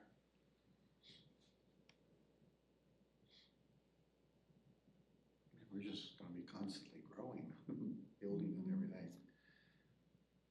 Well, I mean, Dane County is the place to be. Yeah. And especially being one of Madison's immediate neighbors, that's only bringing more people to Fitchburg. Yeah. Anything else? No, just again, any other thoughts or comments that may come up, feel free to shoot me an email, and just like with the greenfield one, if there's any other comments that do come up, still can be worked into the plan. All right. So I've captured a couple things in notes, Ron, as we make this transition between swapping roles. Okay. I've got some things I'll share with you, and then you can add your stuff to it and send it off. Okay. All right. So moving on to agenda item 5A, spring waterway cleanup and shred event recap. Ben, you don't get a break. I guess you're on the hook again, but I think other people can kind of talk about their experiences about as the well. waterway cleanups. Yeah, you had yours, I had mine. Did you have one? My wife and I, and Ben did the Yarmouth Greenway Creek area. Okay, how'd that go? Not a great turnout, but we got a bunch of trash. And it was, in previous years, there was a lot more trash there, I think. We got, maybe 3 good trash bags full or something. And my wife and I actually did the area south of McKee, because there just wasn't a whole lot on the north side. So we got a bag and a half or 2 bags. On the north side, did a good cleanup over there. Well, but Ben won the best prize. He got a pretty nice Weber cooker. Oh, really? Pulled the grill out of the creek. Was it in good shape?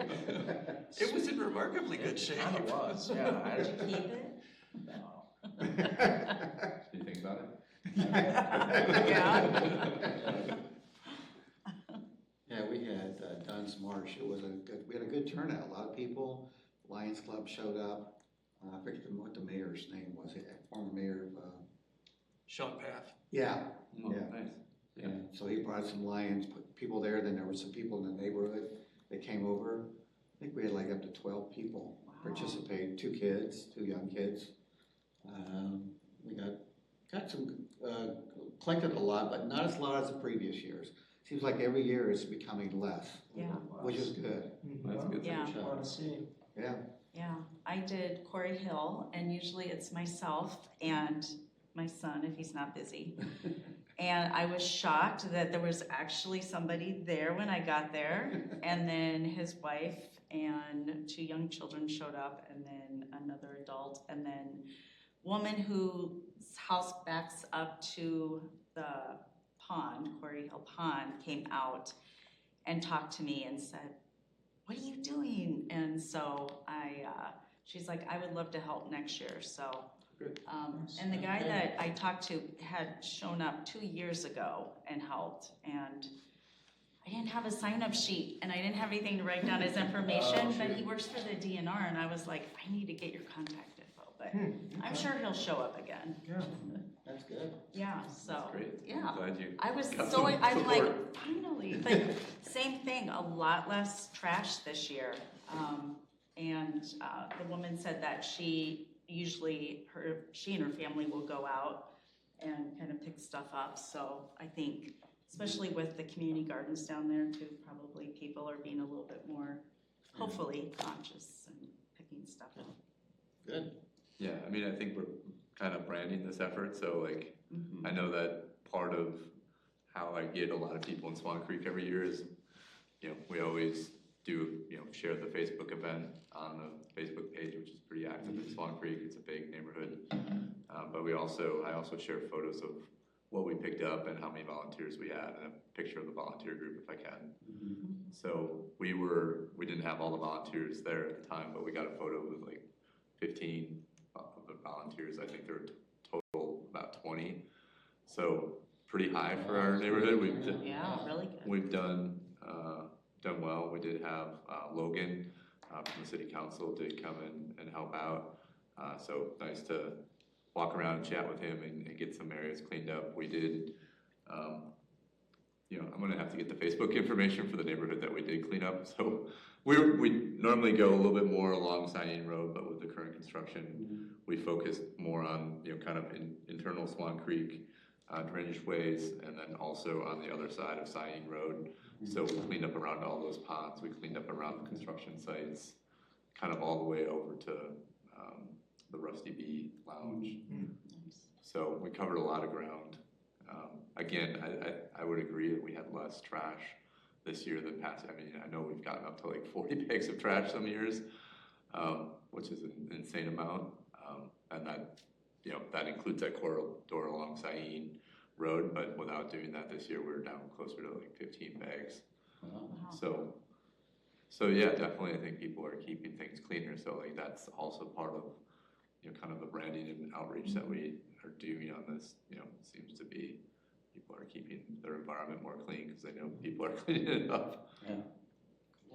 I guess one other thing I'll add is that my wife and I, we had scouted out the area a little bit and thought, oh, there's not a whole lot of trash here, but we might want to go over the bridge on Fish Hatch, the Capital City Bridge, because on the other side, like between the bridge and Glacier Valley Road, there was an awful lot of trash. And then when we went scouted that out on the morning of, and it was all cleaned up. So somebody had beaten us to it. Oh, wow.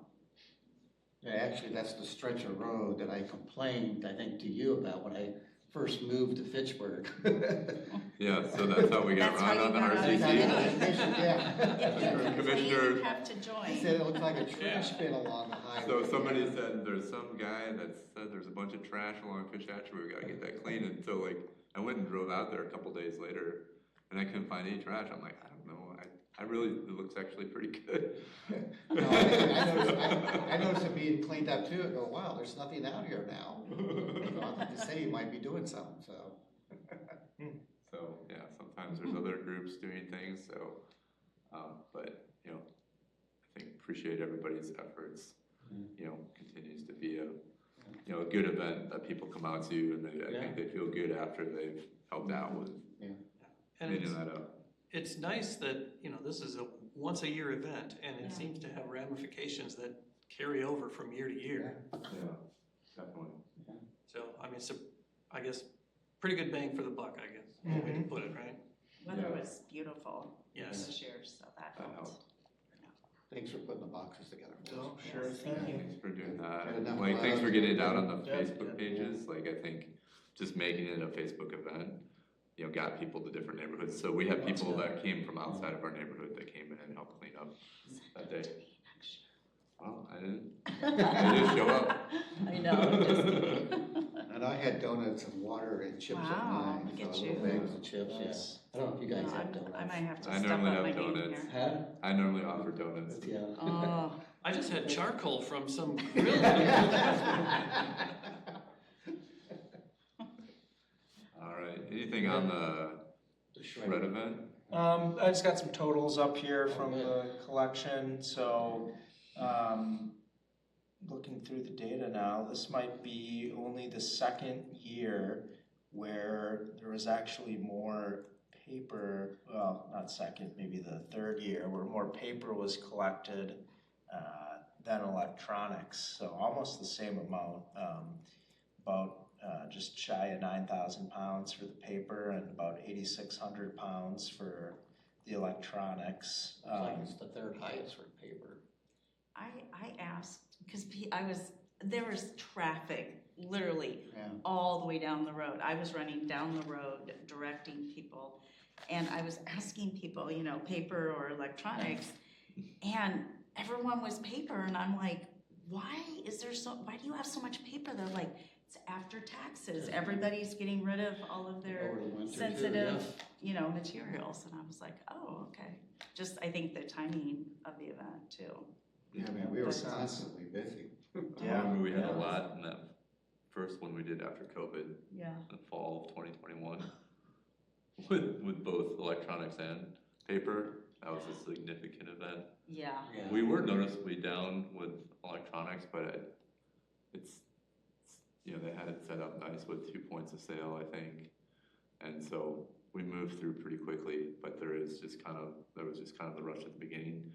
But you know, sometimes it filled back up, but like there was just, you know, I don't think that we want to change it because like people are kind of used to the setup, but like it was just a high year for paper, and I think there were a couple things in the paper shredding that probably could have been improved to make that move a little faster. I think sometimes we're limited by.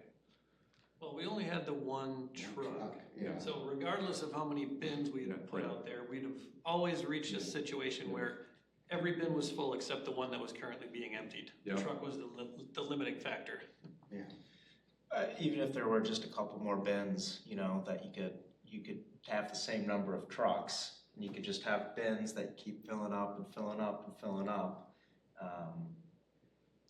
Well, I think We had 4 bins, I think. Yeah, I think next year, we gotta have Diane out there with the scissors. Yeah. Working on one of the bins. Yeah. She'll love that. I think maybe a little more emphasis on confidential paper could be used as well. Just kind of notice bags of receipts and stuff that doesn't really have any, you know, personal information on it. But you know, that's Well, maybe Jim's garbage can sensors can help us out there. Yeah. I don't know if that was one of the ones that got cut or if it was. That was the pilot grant that was canceled. So the follow-up I was looking forward to is in jeopardy. in jeopardy, or is it no chance of happening, or maybe not sure yet? Well, I don't want to be pessimistic, but the NSF program manager was fired a month and a half ago. Our pilot grant was canceled, and we'll see where the review goes of the large continuation that we submitted. But when the pilot gets canceled, it's hard to think that the follow-on larger effort will get funded, just being realistic. That's This really grant disappointing. might be a good article to write about recycling. Yeah. Just let people know, hey, since 2017, we recycled X, pounds of this and that. This might be a good one before a future event to Right, just yeah. share, and then like also to start to educate a little bit on what you should be shredding and like maybe what your options are. Like the people that are bringing like 2 file folders of, things that they want to shred. Yeah. Maybe we can share some ideas on that. Yeah.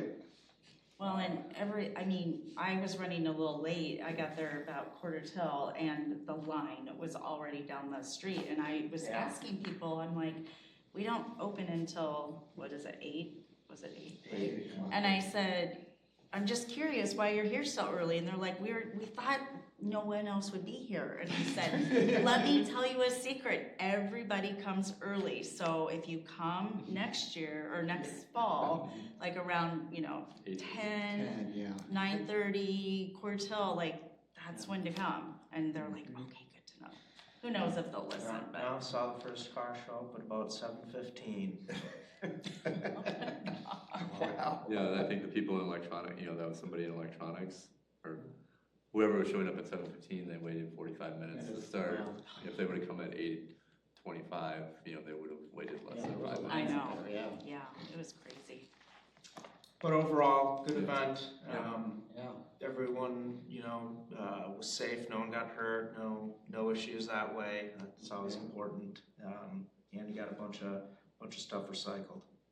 I think I need to go to, will you pay for me to go to traffic directing school? Oh yeah, we can get you outfitted in all the flagger garments and everything. Yeah, I need those Some high big, vis like, airline pants and things. stuff. 4 flags.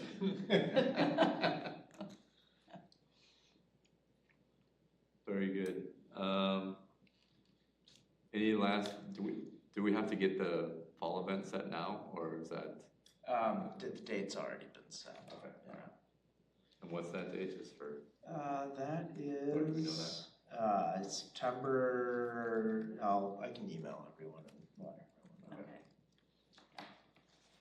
All right, so, old business 5B, summer outreach event planning. So, I will just start this one. So, I think what we're planning to do is a organics or food waste event. And so, part of this is a spin-off from the food scrap recycling at the Fitchburg Farmers Market. So since the last meeting, which was in March, Ben has been working on, getting a grant in place.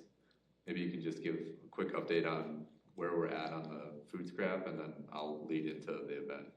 Yeah, so Dane County Waste and Renewables did award the city a grant for their food waste diversion, organic management grant program. So we did get a contract from Sustain Dane. It's currently just in our city's contract review stage, same with the pre-approval.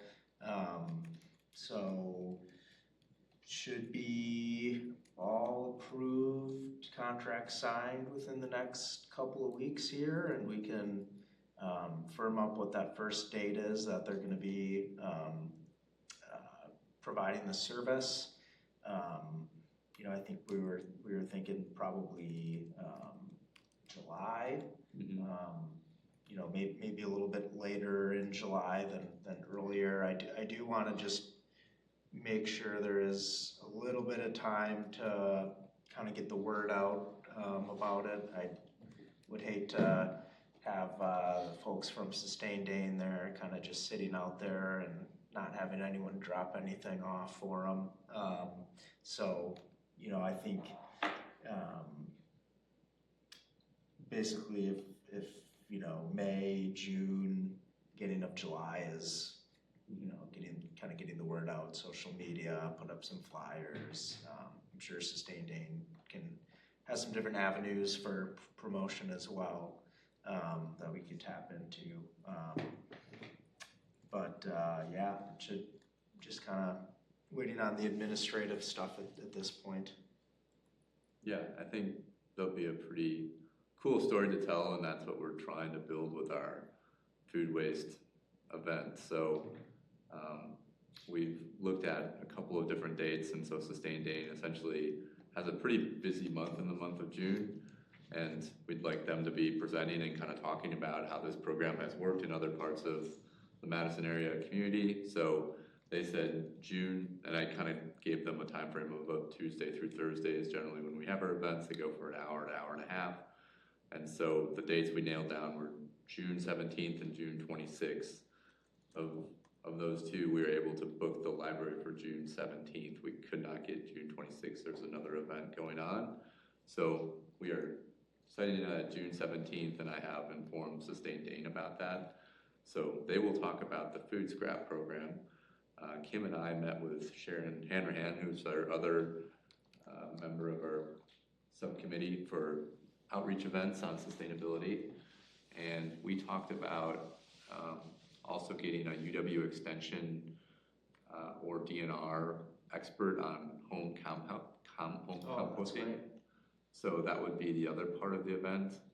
And then Kim had the idea on the third part of the event to kind of talk about the circularity of this. And so where is our food scrap going. And the story is pretty cool because it goes down to the Paisley Farm, which is just a few miles down the road, and will be composted by a local farmer there and then put onto community gardens. So I think being able to tell that whole story, is going to be inspiring to people in Fitchburg. And actually our scrap collection point will be the closest point of any of the scrap collection points in the area, because I think all of that is working its way out to Paisley Farm.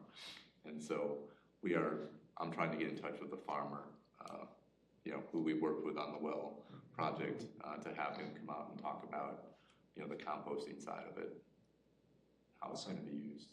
So that's kind of the idea for our event.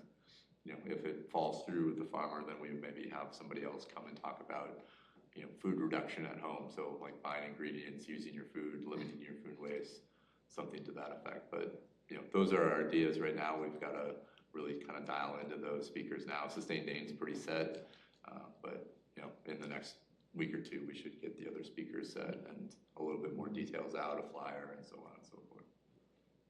Awesome. June 17th. Well, all right. That sounds great. We can start, I guess, as far as kind of promotional stuff. Do you want me to help out with making a flyer or something like that? I just discovered Canva recently, so I feel like I can make a flyer for anything. Okay. If you got it, so more than happy to I'm do not so. very skilled, but like maybe we could use Whatever hand with that. you need. That'd probably be pretty good, because I think Kim has a lot of camps coming up, and I don't even know if she's going to be around for that. Yeah, no, I'll be at my middle school camp in So adults. we're going to have FACTv tape it for you after the fact. It's just not meant to be at this event for some reason. It got canceled. We had this all planned in April of 2020 to happen, and so obviously that never happened.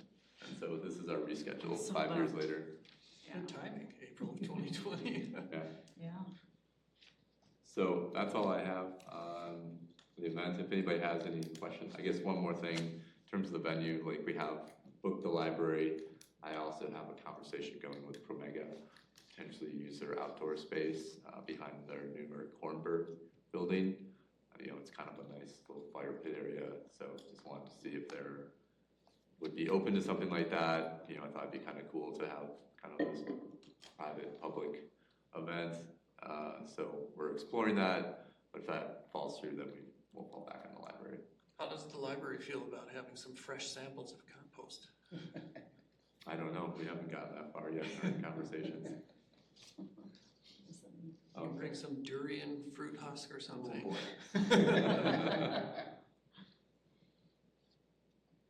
Any questions? Otherwise, I think we're ready to move on. So next thing is the council updates. Yep. Oh, before you do that, Sure. did we want to talk about the Green Thursdays as well? Oh, Or yeah. is that? We've got a couple minutes left, I guess, on this. So I guess one of the things we're working on is the Green Thursdays event. So we talked about this back when we were talking about kind of our plan for 2025. And so we are working on probably starting those up in September. So we just figured, getting this started in June, July. People are busy over the months of the summer anyway. So like maybe starting in September and going every couple months. So it'd be every 2 months we would do like a documentary at the library where we, show some type of environmental or sustainability documentary, and then, somebody at the library or one of us would lead a very short discussion on it, but just kind of get those going again because they were pretty popular when we did them a while back. And I did finally hear back from Wendy at the library, and she said, Rebecca, and she said that they would be excited to start these up with us again, but they do have some new rules, so we'll have to kind of work through those. But she said the library now closes at 8, so we probably want to start no later than 6. And she was suggesting Thursdays, and then we could do every other month, like September, and then November, January. And then they have a special situation with the films where the library pays into a partnership that allows them to show movies through this link. And so if it's something that we want to show that they don't have access to, we would have to purchase a license, which is anywhere between $100 and $500. So we'll have to, I can look into that a little bit more and see. Yeah, maybe we'll what they have a meeting with them at some point. And see what they have available. But Anybody's seen the Invitation to Wonder documentary about the Wabisa wetlands? Yes, Yeah, that'd be a very good one to. It's play a for good everyone one, interested. yeah. Nice. All right, moving on to item number 6, council update. It's been 2 whole months. So since we met last time, B-Cycle opened up. That was March 15th. It seemed like What opened up? B-Cycle, B-Cycle is back. Okay. The tennis and the pickleball courts are open. Everything's in full swing at the parks. Parks Department has a couple of new trucks, another F-150 Lightning, and then they needed to get a gas-powered, heavier-duty F-350 that does snow plowing. There is no electric version that's capable of that kind of heavy moving right now. The Efficiency Navigator program is working its way through the city. We've got phase 1. There's the first couple of apartment buildings are getting energy efficiency renovations, insulation, possibly new mechanicals. Phase 2 is a little more involved. Grants are being pursued for that. On April 8th, the council passed the vehicle registration fee. So starting August 1st, there will be an extra $40 per vehicle when you go to register, renew with the DMV. That should provide approximately $1 million in annual revenue for the city, and we're going to use that for, I guess my priority is getting extension for the Route 65 and 75 to all-day service. That'll bring paratransit along those routes, which is especially important for our senior center, and bring the B down so that all 3 of them would be, you could transfer from, 65, 75, or the B all in the same place. You wouldn't have to walk. We got a new contract, I guess, went through for the police department. The fire department union negotiations are having to go to mediation. Is there an update on the development of the police building? That is coming along. I do have, I think I've got a note a little bit further down on that. There's some new construction in Uptown over in the Rusty B area, the Cheryl and Lacey roundabout area, the northeast side of there. We have a Life Point Rehab Hospital as well as a multifamily housing building there. We've got 2 new alders. You mentioned Logan Reichstadt and in District 3, and he beat Jay Allen. That was a contested race. And then in District 4, Jim Wheeler did not run for re-election. Micah Laduse ran and he was unopposed, so he's the new District 4 alder. 2024 sidewalk replacement is ongoing. That had to be postponed last fall because the weather turned cold a little sooner than expected. So if you see some sidewalk slabs getting replaced, that's still from the 2024 project.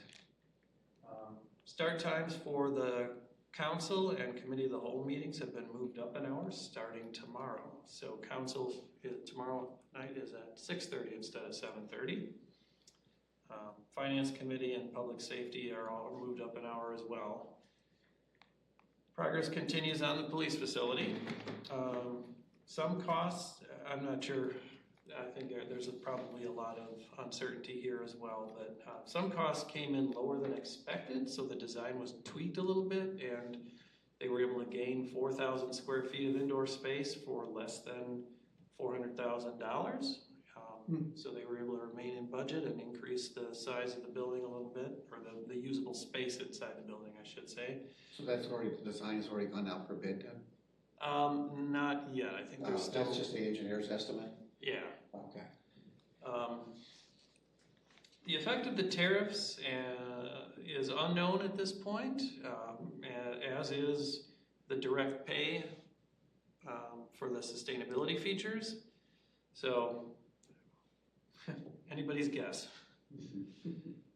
Progress continues on the Edgewood facility.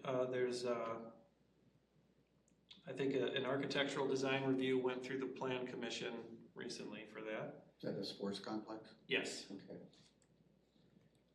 And over near Hartung Fields, the Sain sanitary sewer interceptor is being extended through that area there. And then it's crossing Sain Road and then heading south across Lacey, extending down through Hartung Fields for that development and future developments. And I think that's the end of my list. All right. Moving on to the staff updates, Ben. All right, so I already kind of mentioned the grant that the city was awarded for Dane County Waste and Renewables for the food scrap collection project. How much was that grant? Well, we applied for $2,500, which is the max amount, and they, I guess, got a ton of applications, which is really great. So they weren't able to provide the full $2,500, so it's $1,100, a modest amount, but we're very happy to receive that, and great to hear that there's a lot of other things going on in the county that they can provide some funding for. We did complete our annual responsible unit recycling report for the DNR, so that's basically just a summary of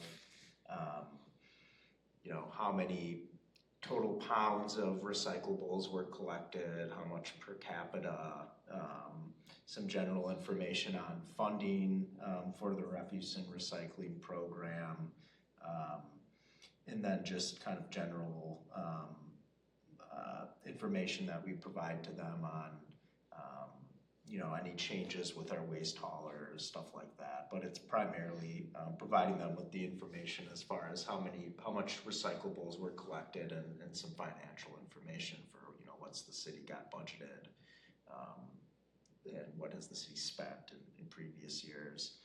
So we got that submitted, and then the pilot project. I'm so disappointed to hear that, because that would have been such an amazing opportunity for the city to kind of be a part of, and we were able to provide letters of support from both the city and Pelletary as well. They were very generous and provided a letter of report once we kind of explained the project to them.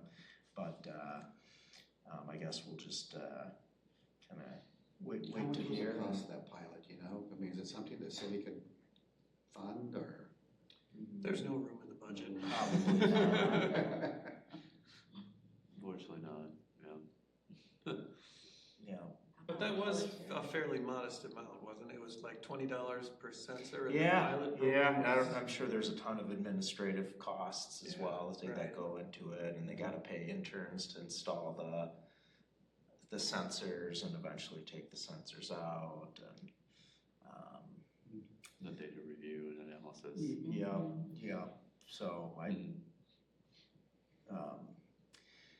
guess we'll see if there's another opportunity, because that would have been great, and kind of just. Do you think it's something Pelletary would be interested in? I don't. The rates are already set for 2026. Probably not necessarily. I mean, I think there's some great uses for this kind of technology that would really benefit. Even we heard so much about the fear of batteries getting into the mix. I mean, even if you had something that could just in the truck recognize if you had a battery in the truck or something, so you could take it out before you.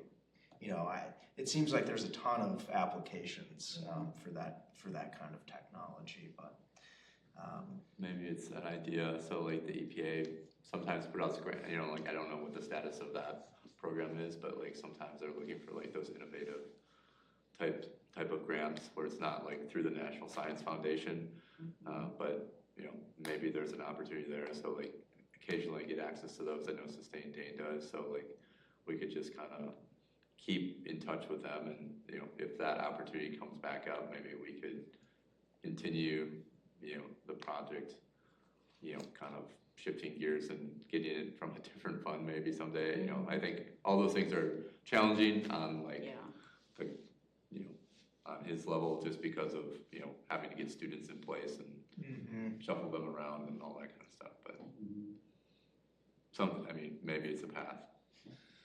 Yeah, well, we'll have to kind of keep our eyes and ears open. Yeah. Moving on to stormwater, been sending out kind of a lot of letters lately to private property owners that have private stormwater BMPs on their site. So that's kind of somewhat of a goal, is to kind of provide property owners with a little bit more information on how to, you know, best practices for taking care of their, you know, stormwater facilities that they may have on site. And we're also looking to get some stormwater maintenance agreements signed with some of these properties that don't have one in place. So kind of providing a little carrot to them and just making sure they're aware of the stormwater utility credits that could be available to them. Just again, providing a little incentive. So did you say private properties like residential or commercial? Primarily, you know, your commercial, multifamily, industrial. And there's not a ton, but there's a chunk of properties that have these BMPs. They're mostly older, been there for a while, probably before the city was really getting the maintenance agreements. But it would be beneficial to get them included in the city's water quality model. You know, if they exist, it's nice to take credit for it. So been working on that a little bit. We are working on our Yarmouth Greenway stream bank stabilization project. We've got some survey done. Had another meeting with the DNR waterways staff, so kind of talked through the project and the proper permitting approach. So I think we're on a good track there, and we'll continue to get some design iterations completed over the next few months. The goal would be to have a complete final plan set, project manual by the end of this year, so we could, you know, bid out and potentially as soon as December of this year for some work to be completed in 2026. We did submit our final grant request to EPA, so this is in regards to the Crescent Road Stormwater Improvement Project. This is more so of a flood control project. There's a couple condominiums there that have had water coming in through their first floor entrance, as well as instances where the road's been not passable by a vehicle. So some public safety issues that we're looking to get improved with this project. And this is a good project, at least from an engineering standpoint, that we can be confident in that it will improve the flooding situation there. In light of the grant issues going on, do you think it's a good chance, or? I think it's almost guaranteed. Yeah. Yep. So, which is crazy. I've been reading a lot about some of the EPA cuts and changes there, and I know there's been some other, you know, I guess what they're kind of calling environmental justice grants that have been cut, but this is not one of those. Yeah, I don't really foresee the city not receiving this money. Then we're also kind of continuing discussion with ProMega. So this is west of Seminole Highway, south of Sub-Zero Parkway, where there's another closed depression, wetland area. It's usually pretty full of water. So we're looking at options to kind of control that water level to prevent any future flooding over Lacey Road. So kind of working with ProMega about that as far as just some kind of high-level stuff as far as, easements or donation of land, some different Do they own options. all that land around it? They do. Yep. That'd be nice if part of the city. Yeah, so that natural area. Yeah, could be a nice amenity. I know there's a lot of concerns about adding more area to maintain, because I think the park staff is, from a maintenance standpoint, stretched pretty thin with keeping the parks in good condition. But I think something like that could be pretty low maintenance, really, and just a nice. Yeah, it's important how you manage it. Mm-hmm. I know it's a big area for birders, because I see it on the bird reports. That's where people go to look at a lot of different waterfowl and shorebirds. Oh, really? It pops up, yeah. So you'll see them parked on the Sub-Zero Parkway with their telescopes and binoculars and things like that. Okay, interesting. Because it stays open, a lot of water there. Mm-hmm. And it stays open for a while in the wintertime, so. And then we've also just started our spring pond inspections and illicit discharge inspections, so we've been kind of going through those, taking a look at some culverts that we're planning on replacing, and just some kind of smaller maintenance type projects and inspections as well. I do not have a sustainability update, but I can tell you Phil and his wife did have their child a couple weeks ago. So very, very exciting for Phil and his family, and sounds like they're doing very well. Boy, girl? Yes. Yes. Both? Well, hold on a second. Twins? No.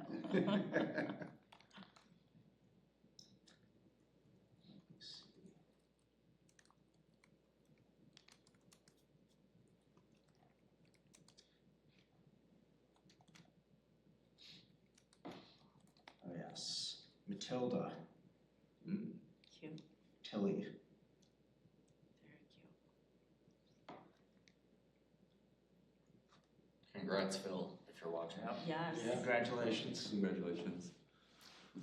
All right, any other activities by other members on the commission that want to share?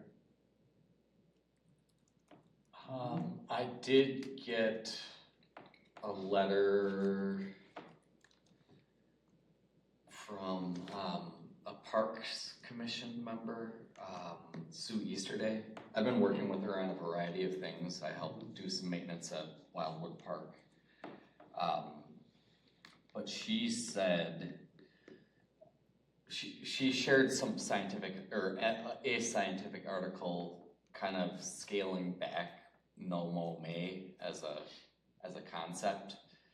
And I wrote a response that, we have written articles in the past on No Mow May for the Fitchburg Star, and we don't necessarily encourage a hard stop to mowing. It's more like, low mow, as well as installing permanent native vegetation.